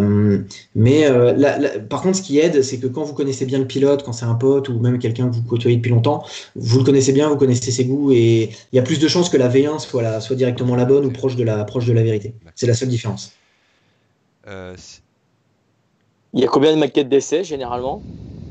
Ah bah de toute façon, des maquettes d'essai, moi, à la base, si mon cahier des charges, le cahier des charges que je demande est quand même assez précis, c'est pour qu'à la base, il y ait une maquette. Il va y avoir une maquette avec des modifs, mais il y a une maquette. Si je recommence à zéro, c'est qu'il y a eu une erreur dans le cahier des charges, c'est que le gars a changé d'avis, et dans ce cas-là, il repaye une maquette par contre. Ok, ça marche. Marion, une question pour Romain, sur Pierre Gasly, peut-être, je sais pas. Ouais. Non, j'avais une autre question sur quelque chose que j'avais lu et je voulais savoir si c'était vrai et ce que tu avais fait. J'ai lu que tu avais designé le casque du prince de Monaco. Ouais. Est-ce que c'est vrai? Et c'était quoi le design que tu avais pu faire pour lui et dans quel cadre? Le design, là, je l'ai pas là sous la main. Il roulait sur une Porsche de chez Luxury Racing avec Stéphane Ortelli. Et du coup, Steph bosse avec Aéromagique, un des peintres avec qui je travaille, enfin le premier peintre même avec qui j'ai travaillé. Et donc Aéromagique m'avait fait faire un design pour le Prince Albert de Monaco. Ouais. D'accord. Et c'était un casque qui t'a rendu fier, ça, ou pas du tout, du coup? Parce que c'était le prince Non, quand même. non, ouais, Non. mais non, honnêtement, à l'époque, non, ça m'avait. Le casque de Cristiano Ronaldo, pour le coup, m'avait plus marqué que le casque du Prince Albert. D'accord. Il y a eu Neymar aussi, non? Je me trompe? Ouais. Il y a eu Neymar, Ouais. ouais. Mais bon, c'était le deuxième, hein, il y avait eu Ronaldo avant, donc Logique. il passait derrière, c'était logique. marrant. Une question de... Ouais. Non, mais j'ai eu des noms assez originaux. Hein. J'ai fait Lindsey Vonn aussi. J'ai fait un casque pour Lindsey Vonn. J'ai fait pas Grande mal de skieuse. Ouais, grande skieuse. J'ai fait, voilà, Prince. Non, non, il y a eu des trucs assez insolites. Hein. Tu fais le casque aussi aux Français qui est chez Red Bull? Genre, pas Grange, Non, pas en Turo, ski, non. non? Non, non, non, non, non, non, non, en ski, non. Non. Non, par contre, voilà, je suis très proche de l'équipe de France de ski de boss et je sais quand je discute avec le manager de Perrine Lafont, je voudrais bien lui faire un casque. Parce que je commente il faut savoir que, petite parenthèse, je commente la Coupe du Monde de ski de boss l'hiver sur Je Eurosport. commentais sur Eurosport le freestyle, je crois, et snowboard, il me semble. Ouais, c'est ça. Ouais, c'est Bah, ça. c'est ça. Ouais, c'est ça. Principalement, moi, je fais ma entre guillemets spécialité, parce que là, pour le coup, Oui. je suis moins connaisseur, mais c'est le ski de boss. Mais voilà, c'est ça, je suis intervenant sur le freestyle. Et donc, pour le coup, on a une Française qui est championne olympique et j'aimerais bien lui faire un casque pour les prochains JO. Et Ouais. tu sais, et si on te demande de personnaliser un snowboard ou une paire de skis, tu le ferais ou l'as-tu déjà fait peut-être? Non? On me le demande, ouais, bah là, pour un pote, il y a pas longtemps, j'ai fait une planche de surf. Ouais, après, je suis moins spécialiste. Le problème, c'est que c'est toujours pareil, faut connaître les. C'est bien, moi, je peux faire un dessin s'il y a que ça. Le problème, c'est que je sais pas comment c'est peint, est-ce que c'est stické, comment c'est produit. Moi, j'en sais rien. Des moments, moi, je suis pas connaisseur des techniques de production derrière. C'est délicat de s'impliquer voilà, Ouais. dans ce genre de support. Est-ce que tu te sens une âme d'artiste ou c'est plus un travail comme un autre? Par exemple, tu fais des dessins ou de la peinture sur papier à côté, etc. Ou est-ce que tu te concentres uniquement sur la partie informatique? Alors non, Ouais. alors maintenant, je fais que informatique. En fait, quand j'étais plus jeune, je dessinais sur papier, effectivement, et même je dessinais des BD. J'étais hyper inspiré par Michel Vaillant et tout. Et l'école de design m'a dégoûté du dessin. D'accord. Ouais, j'étais dans une école de design. J'ai trouvé que autant je me suis fait des super potes qui durent dans la longévité là-bas, mais pour le coup, l'esprit, enfin tout ce qu'ils m'ont inculqué là-bas, ça m'avait dégoûté du Une dessin. question un peu pas évidente, mais je la pose quand même Arnaud Brunet. Quelle serait la déco de rêve que tu voudrais faire, entre parenthèses, un mix existant, des traits particuliers, des couleurs particulières, et nous expliquer où et comment le dessiner? Waouh. Ouais. Je Oula. sais pas, je résume la question. Ouais. Ouais, non, il y a pas de déco de rêve, mais non, mais après, il y a des pilotes avec qui on aimerait peut-être bien. Non, j'aimerais bien bosser plus dans la NASCAR. Voilà. Allez, on va dire la déco de rêve, il n'y a pas une déco de rêve, mais on va dire qu'aujourd'hui, ce qui me manque, c'est clairement le plus, c'est la NASCAR. Peut-être l'IndyCar aussi, mais je suis plus branché NASCAR qu'IndyCar. Clairement, aujourd'hui, moi, mon objectif, c'est d'essayer de faire des Mais casques en NASCAR. en IndyCar, il y a l'Aeroscreen qui est arrivé. NASCAR, c'est confirmé. En F1 et FE, il y a le Halo. Euh, et moi, je trouve pas qu'il y ait forcément un manque d'intérêt des supporters, des fans, tout ce qu'on veut, le design de casque finalement. Parce que le pilote n'est pas toujours dans la voiture. Sinon, il y a longtemps que les pilotes.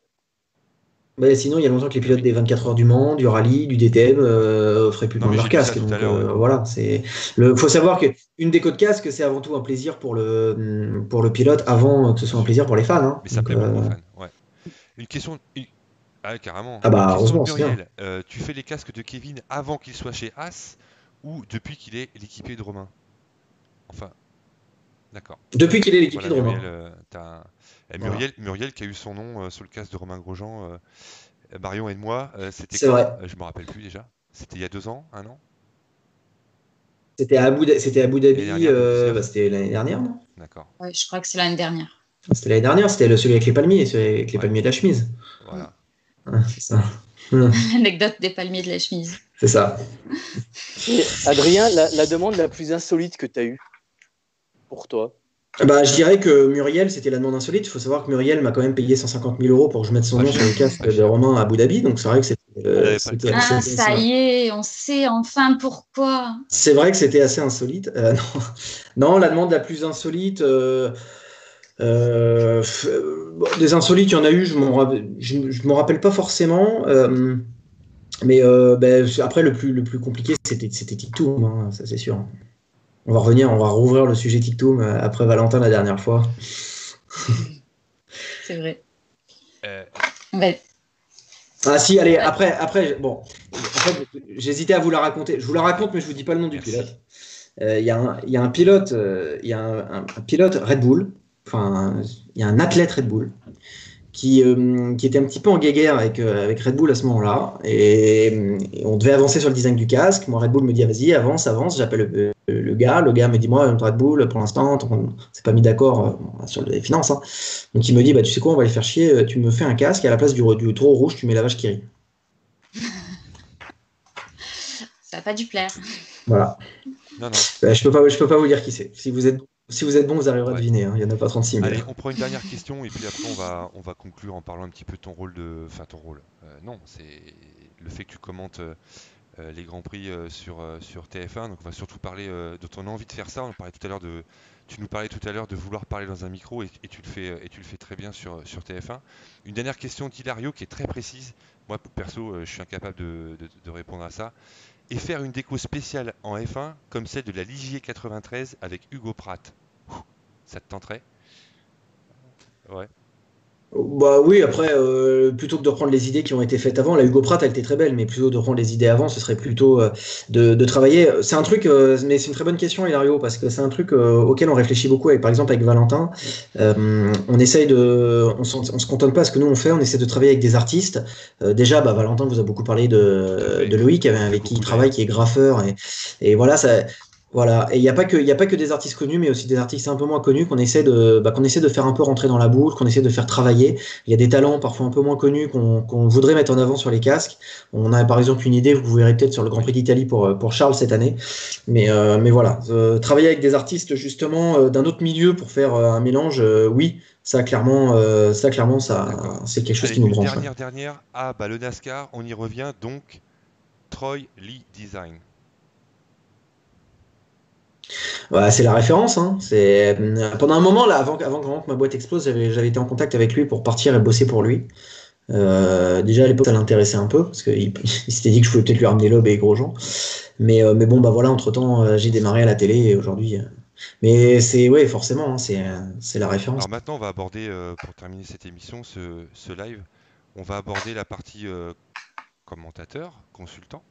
D'ailleurs, tu te considères plus comme un commentateur, comme fait Julien Febvreau, ou tu te sens plutôt à mi-chemin entre un ancien pilote, puisque tu as beaucoup piloté quand même, faut pas exagérer, même si c'est pas de la F1. Tu te sens plutôt comme un commentateur, un consultant, tu arrives à trouver ta place facilement? C'est toujours la...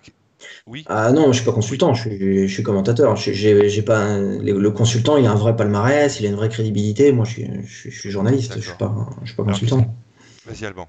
Oui. En clair, ce que tu voulais dire, Jeff, c'est que ton passé de pilote peut t'amener à commenter certains styles de pilotage par rapport à quelqu'un qui n'a pas fait, qui est néophyte, quoi.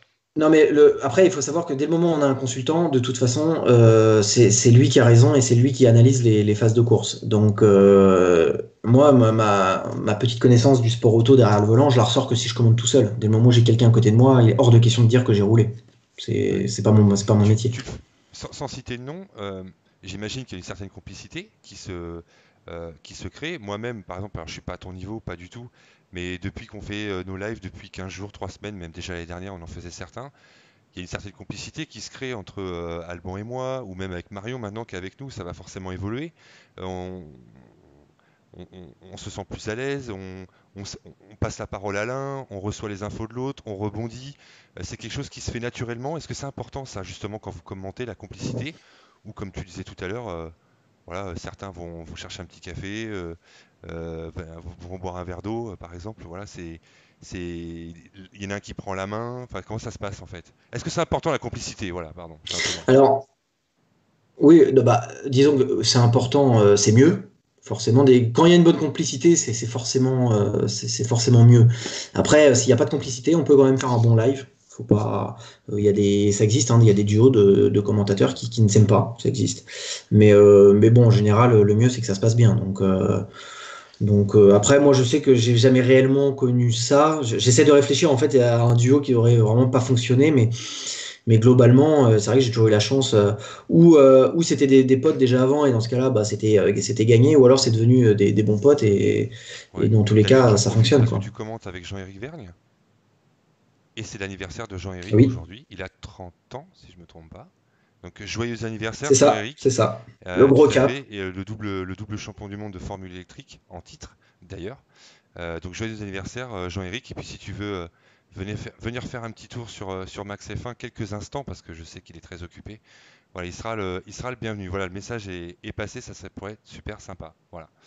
Euh, Adrien, il y a une course que tu as commentée où tu as pris ton pied ou qui t'a marqué dans le bon sens du terme? Alors, marqué dans le bon sens, je suis en train de chercher. Vraiment marqué mon. Bah, il y en Je a dis beaucoup, ouais, mais Le Mans. celle-là Moi, je suis de Tours, donc Le Mans, quoi. J'ai commenté il y a quelques années. Bon, malheureusement, c'était pas triste pour eux, mais moi, c'était hyper fort en tant que commentateur. J'ai commenté l'abandon des Toyota au Mans, par exemple. Pas l'abandon sur la ligne d'arrivée, hein, ça c'était l'année d'avant, c'était Gilles de la Posta. Mais l'année d'après, lorsque les toys tombent en panne dans la nuit, cette fois, c'est moi qui avais décroché le jackpot. Même si que ce soit triste pour eux ou quoi, à un moment là, vous dites, là, je suis en train de commenter une petite page d'histoire, quoi. C'est un peu l'histoire qui s'écrit. Après, c'est comme commenter le sixième titre de Lewis Hamilton. C'est une page importante. Mais après, non, après, il y a pour moi, mes meilleurs souvenirs, c'est pas forcément des performances, parce que vous êtes très concentré, même quand il se passe quelque chose de fort. Aussi, vous voyez, ça fait 2 minutes que je vous parle, j'ai oublié de vous dire que j'avais quand même commenté la première victoire de Charles je Leclerc. croyais que tu allais en parler justement Mais à parce que Spa. c'était un week-end c'était un, ouais, mais c'est, ben oui, mais c'était un week-end qui était tellement dur aussi. Mais, euh, mais vous savez, mais non, après, mes meilleurs souvenirs, c'est aussi des moments de partage. Moi, je suis arrivé ma première année de commentateur sur Eurosport. Enfin, c'était ma deuxième année, je veux dire, au Mans. Je suis en cabine avec Henri Pescarolo, qui me raconte que sa voiture allait tomber en panne et qu'il est allé, machin, et que c'est un mec hein, dont la ferme était à 2 km, qui lui a parlé derrière le grillage, que le gars il est allé dans sa ferme chercher les outils, qu'il est revenu et qu'il a regardé qu'il y avait une nana qui était machin, qui a amené son téléphone. Et là, vous, et là vous écoutez, là vous dites, wow, le privilège d'être assis à 3 mètres d'une légende et d'écouter ça. Et ça vaut toutes les performances sportives que j'ai pu commenter. Pour moi, c'est tout aussi fort. Et puis après, les liens humains qui se créent. Hein, moi, aujourd'hui, j'ai vraiment beaucoup d'amitié pour Olivier Panis. Ça, je ne vais pas vous le cacher, ça s'entend sur la Formule AI. On ne se connaissait pas avant de la commenter, avant de commenter ensemble sur Eurosport. Et je peux vous dire que ça a été une révélation amicale absolument, absolument énorme. Ouais. Bah, Et le pire? Oui, le pire, hein, malheureusement, c'était à Spa. C'était à Spa. Antoine. J'ai deux souvenirs. Il y a eu Spa l'année dernière avec Antoine Hubert, où ça a été extrêmement dur. Et un autre qui s'était heureusement beaucoup mieux terminé, mais où je me rappelle, ça avait été très très dur. C'était à Nogaro, sur le GT Tour. C'était en 2016. J'avais un pote qui roulait, qui s'appelle Sacha Gottman, et qui a eu un très très gros accident en GT. Et là, sous nos yeux, on est à l'antenne, on peut pas rendre l'antenne. C'est techniquement impossible à ce moment-là. Et là, la voiture a arrêté, on voit son père, quelqu'un qui vient dire à son père, donc vraisemblablement que son fils est accidenté, on voit son père enjamber le muret, courir la piste, arriver à s'accroupir. Rien que d'y repenser, et je me rappelle que, bon, faut le savoir, mais si vous écoutez, à un moment, j'ai des sanglots au fond de la voix, et je me rappelle que ça avait été une torture psychologique énorme pour pas pleurer à l'antenne. C'était horrible. Plus à la limite qu'Antoine Hubert, parce qu'Antoine Hubert, il s'est écoulé 24 heures. En 24 heures, j'ai été hyper bien encadré. J'ai eu beaucoup de conseils de mes amis de TF1 qui m'ont vachement soutenu et conseillé, entre autres Jérôme Chon principalement, qui m'avait donné des super conseils pour justement bien maîtriser mon live. Mais donc, puis Antoine Hubert, donc voilà, puis même si j'avais eu l'occasion de lui parler qu'une ou deux fois, c'est vrai que je connaissais un petit peu moins, c'est pas pour ça que c'était moins grave, hein, c'est pas le souci, bien loin de là malheureusement. Mais voilà, c'est vrai que ça a été les deux pires, là par contre, sans aucun doute. Même nous qui connaissons pas les pilotes personnellement, que ce soit Jules Bianchi, même si Jules est décédé après, que ce soit Antoine Hubert et bien d'autres, hein, on va bientôt parler de Reutemann aussi, ou d'Ayrton Senna, on l'a vécu, mais on n'était pas commentateur, ce sont quand même des choses qui marquent. Pour les gens qui sont déjà pas commentateurs ou dans ce monde-là, déjà c'est très marquant. D'ailleurs, je salue la famille Bianchi aussi, et puis la maman d'Antoine, qui nous écrit de temps en temps et qui aime bien qu'on la soutienne. Voilà. Très bien, merci beaucoup Adrien, pour ces moments qui sont pas simples à raconter, mais qui font partie du métier de commentateur, justement. Et ça fait partie du job. Ouais, mais c'est ça. Mais il y a aussi, comme je dis, il y a aussi de très beaux souvenirs. Alors c'est vrai que la première victoire de Charles, pour moi, ce souvenir, il est plus malheureusement associé à ce week-end funeste. Mais je vous dis, j'ai des souvenirs. Alors j'ai des beaux souvenirs sur la F1, mais j'ai des souvenirs extraordinaires sur les 24 heures du Mans. Moi, on en reparlait. Je suis de Tours. J'ai grandi avec Le Mans. Et de commenter Le Mans, c'est extraordinaire. Puis de commenter la NASCAR aussi. On va terminer ce live, si tu veux bien, Adrien, avant de te laisser la parole pour conclure. Laurent Rex, il est là, Laurent, oui. Quelle horreur, vous l'avez pas bloqué. Merci de m'avoir accepté, je vais enfin pouvoir avoir un droit de réponse suite aux insultes de ce grossier personnage. Je crois qu'il parle de toi, Adrien. Voilà. Dis-nous. Non, mais je vais vous dire si les Américains, en fait, je pense que si les Américains, quand j'étais roulé en NASCAR, ils ont été si racistes, je pense qu'en fait, c'est à cause de lui. Hein. C'est évident. Bonne soirée, Laurent. Il est habillé pour l'hiver, même si on se dirige vers l'été. Il est habillé pour l'hiver, là. Tu l'as pas loupé, c'est plutôt cool. Non, mais bloquez-le, hein, et laissez-le pas sur votre groupe. On va le bannir, il n'y a pas de souci, Laurent, on va te bannir tout à l'heure. Donc voilà, Vous savez quoi, vous pouvez faire un truc encore mieux, c'est que vous pouvez le prendre en Facebook Live et il vous parlera de tous les l'envers du décor de la télé, du sport automobile à la télé, parce qu'il faut savoir qu'il est quand même chef d'antenne sur la NASCAR, sur Automoto la chaîne, entre autres, et qui bosse à Eurosport et qui bosse même à TF1. Donc, vous voyez, c'est accessoirement le gars est une légende. Hein. Ah bon. Eh ben c'est noté. S'il veut bien, pourquoi pas. Il va vous demander. Oui, ça tombe bien, on n'en a pas.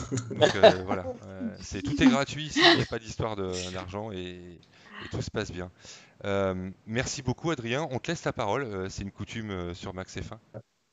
Mais on ne devait pas faire un truc avec Valentin aussi? On ne devait pas faire venir Valentin Belgi? Non. Enfin, je crois pas. Si, bon, d'accord. Et une prochaine, vous êtes tous les deux? Ah non, mais moi j'avais compris qu'on finissait la soirée à deux. Non, on va refaire un autre live, vous deux ensemble. Oui. Valentin et moi? Oui. Quand ça, ce soir, là, maintenant hein? Non, un autre jour.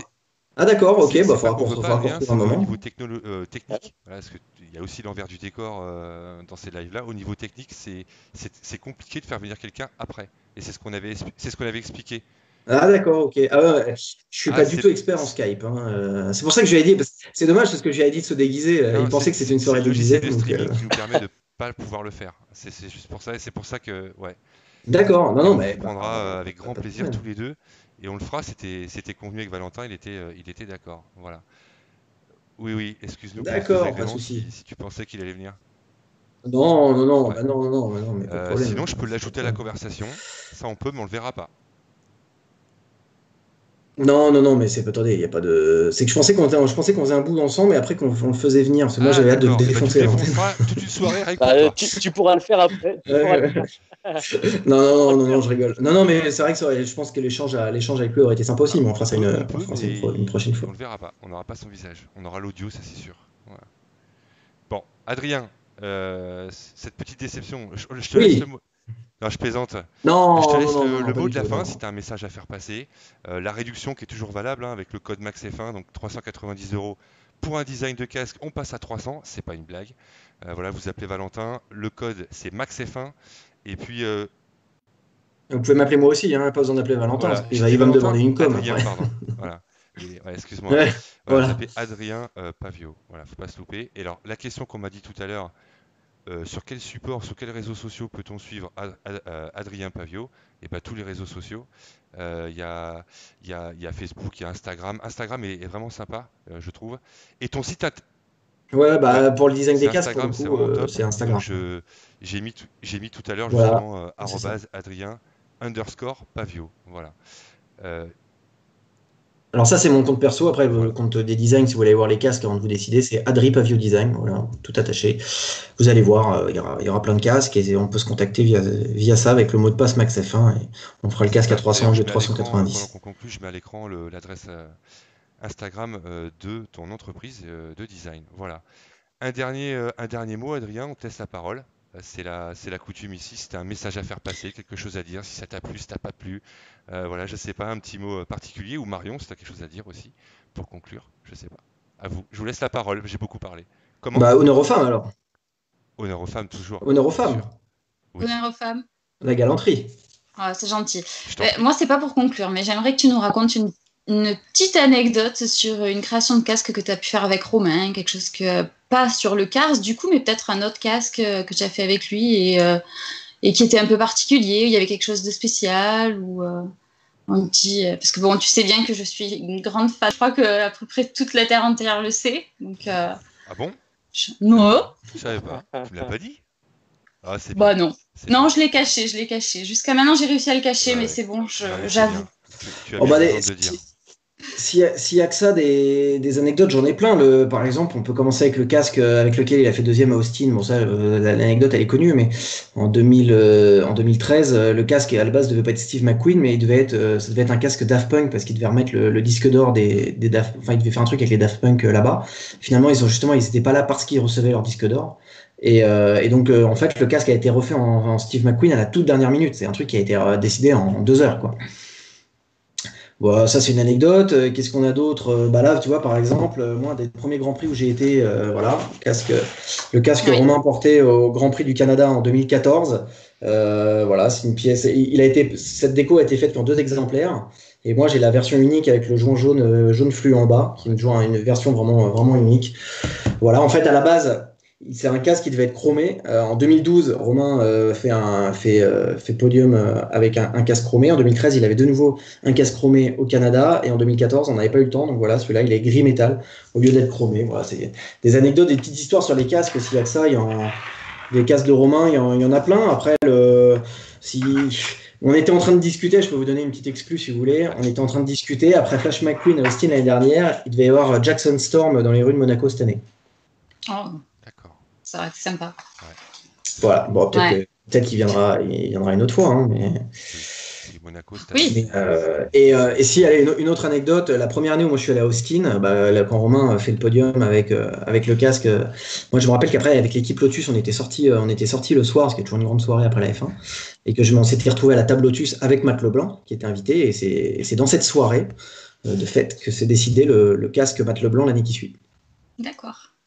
Ok. J'ai vu une photo de ça il n'y a pas très longtemps. Et ouais, et on s'est revu avec Matt l'année d'après, on avait passé un super week-end. C'est un mec qui est extraordinaire. Il est drôle. Ouais, D'ailleurs, il est vraiment cool. Il est animateur Top Gear US, il me semble. UK, en Angleterre, je crois. UK, d'accord, ok. Ouais. Mais c'est un passionné, hein, il adore ça. Hein. Ah ouais, ça se voit. Ouais. Il a des super voitures, il a des motos, il a des casques dans son ranch, peint par Troy Design en plus. Donc, Ouais, c'est cool. Une petite- non, des anecdotes, il y en a plein. Hein. Justement, Adrien, je peux me tromper, hein. Il me semble que ton Ouais, site internet est en construction, ou il y en a un nouveau qui est en préparation, je crois. ouais, ben, là, voilà, on est pile en train de le faire. Voilà. Ça sera fini fin de semaine prochaine. Mais voilà, sinon, c'est adrienpavio.com. Tout à fait. Mais vous pouvez me contacter sur les réseaux sociaux, hein, sinon, il n'y a pas de souci. Ça marche. Amine qui nous dit: je sais où j'irai pour mon futur casque Super Tourisme, Adrien Pavio. Voilà, donc tu as gagné des Et ben cadeaux, c'est voilà. magnifique. Amine, que je salue d'ailleurs. Je salue aussi l'éternel Rex qui nous dit que tu as fait un véritable jeu de claquettes ce soir. Donc Adrien, je savais pas que tu savais jouer aux claquettes. Je vous avais dit que le gars, il allait pourrir votre groupe, hein. Ouais. En fait, Fallait pas le laisser rentrer, hein. c'est ça. Il y a Renaud qui a commencé et lui il termine. Est-ce que tu peux nous parler d'une journée de pluie en juillet 2019? Laurent, le pavio qui vient de péter l'ambiance, on dirait une journée de pluie en juillet 2019. Je vois pas à quoi il fait référence. Voilà. De faire référence à son racisme de Caroline du Nord, certainement. Ok. Allez Adrien. Bon, bah non, mais merci, on va merci conclure, à je vous. t'en En prie. tout cas, c'est bien, voilà, c'est vraiment Merci à important toi. parce que c'est vrai que nous, on est parfois dans notre petit microcosme, mais moi, je sais que je suis toujours hyper partisan comme ça d'aller marcher dans les paddocks, partout, dans les tribunes et d'échanger avec les passionnés parce qu'on est tous avant tout des passionnés et voilà, c'est important pour moi d'échanger sur tout, voilà, sur tout ça, sur le sport auto, sur la télé, enfin. Ouais, tous les sujets qu'on a pu aborder ce soir, c'était un régal pour nous en tout cas, Adrien. T'es chez toi, on va dire, il n'y a pas de souci, tu reviens quand tu veux. Et promis, on se fera un petit live, peut-être plus court, avec Valentin et toi, les deux compères, même Loïc, hein, Loïc s'il veut se joindre à nous, il n'y a pas de souci, ou d'autres invités que tu souhaites avoir, Adrien, Laurent y a pas de Laurent problème. Si tu veux, Laurent Rex, si tu veux ramener pourrir Romain les deux en même temps, Grosjean, ou moi je Romain suis Grosjean. pour aussi. Voilà, pas de problème. Bah, puis Charles Leclerc, tant qu'on y est, non? Non, c'est Oh, mais compliqué, non, on moi sait que c'est Romain, ça me compliqué. suffit. Sébastien Loeb, ah oui, c'est déjà, regardez, voilà, on a un petit bout de Sébastien Ah oui, Loeb, tu ne c'est l'as bon, pas ça, montré. hein. Voilà. Ah, magnifique. Je fais de la pub, c'est bien comme ça. Ouais, C'est super. pour faire des- Ah, c'est le jeu. Merci beaucoup Adrien pour cette super soirée. Il y a... Bah, merci à vous, merci et bravo à vous surtout pour tout ce que vous faites en tant que passionné, c'est vraiment génial. Voilà. Merci. Virez Laurent Rex de votre groupe et ce sera formidable. Très bien. On va s'exécuter immédiatement. Voilà. Merci à tous d'avoir participé à ce live en commentaire dans le chat. Tous vos messages super sympas envers Adrien, envers Marion, envers Alban et envers cette émission. Voilà, on a commencé il y a 15 jours. Ça marche plutôt bien, on s'éclate et il y a plein d'autres surprises qui arrivent, je vous l'assure, dans les jours à venir. Le prochain, à ta place, Adrien, ça sera le directeur du Paul Ricard. Donc mercredi 29 avril à 20h30, Stéphane Clair va venir nous parler des 50 ans du Paul Ricard et de l'histoire de ce circuit français qui se situe dans le Var sur le plateau du Camp. Voilà, donc ça va être super sympa aussi. Et puis il y a une soirée Sénat avec le journaliste Bollet et puis Hilario Pax. On va animer une soirée sur Ayrton Senna le 1er mai prochain. Voilà pour l'agenda, et l'agenda va grossir. Il y a des champions aussi qui arrivent sur ce live, je vous l'assure. Voilà. Merci beaucoup Adrien. À bientôt. Le journaliste Bollet, vous parlez de Laurent Frédéric Oui, Bollet? Laurent Frédéric. LFB, Oui. Ah, LFB, vous savez que LFB, moi, il m'a formé à Motors TV. Ouais. Il sera là le 1er Ouais. mai avec Hilario pour une soirée Sénat avec nous sur Max F1. Voilà. Excellent. Ouais, Eh bah, on va se régaler. ça va être top. Ouais. Merci beaucoup. D'ailleurs, tu as vu? Regarde. Pardon. Soirée Sénat, regarde. Tu l'as pas vu? Ah, j'avais pas fait attention. Super Marion. Magnifique. Bah, tu viens nous faire un petit coucou sur le live alors, hein, avec ton beau drapeau. Je viendrai. Ouais. C'est une écharpe et je pense qu'elle est très vieille. Do Brasil. Bah, d'ailleurs, Senna l'avait sur le podium en 92. Ouais, bah, elle date à peu près, voilà. Le Saint-Suaire, une relique. Oui, ça fait ça. C'est mon héritage. Bon, ok, Ça marche. Bah, merci beaucoup à vous en tout cas. Merci, c'était à vraiment toi. top. Et puis, à très bientôt. Merci à toi Adrien. Super. Merci les Merci amis. beaucoup, Adrien. À bientôt. Abonnez-vous au compte Instagram. Abonnez-vous à nos comptes. C'est un régal. À bientôt. Ciao. Bonne soirée à tous. Merci, au Portez-vous revoir. bien. Salut. Bye. Ciao.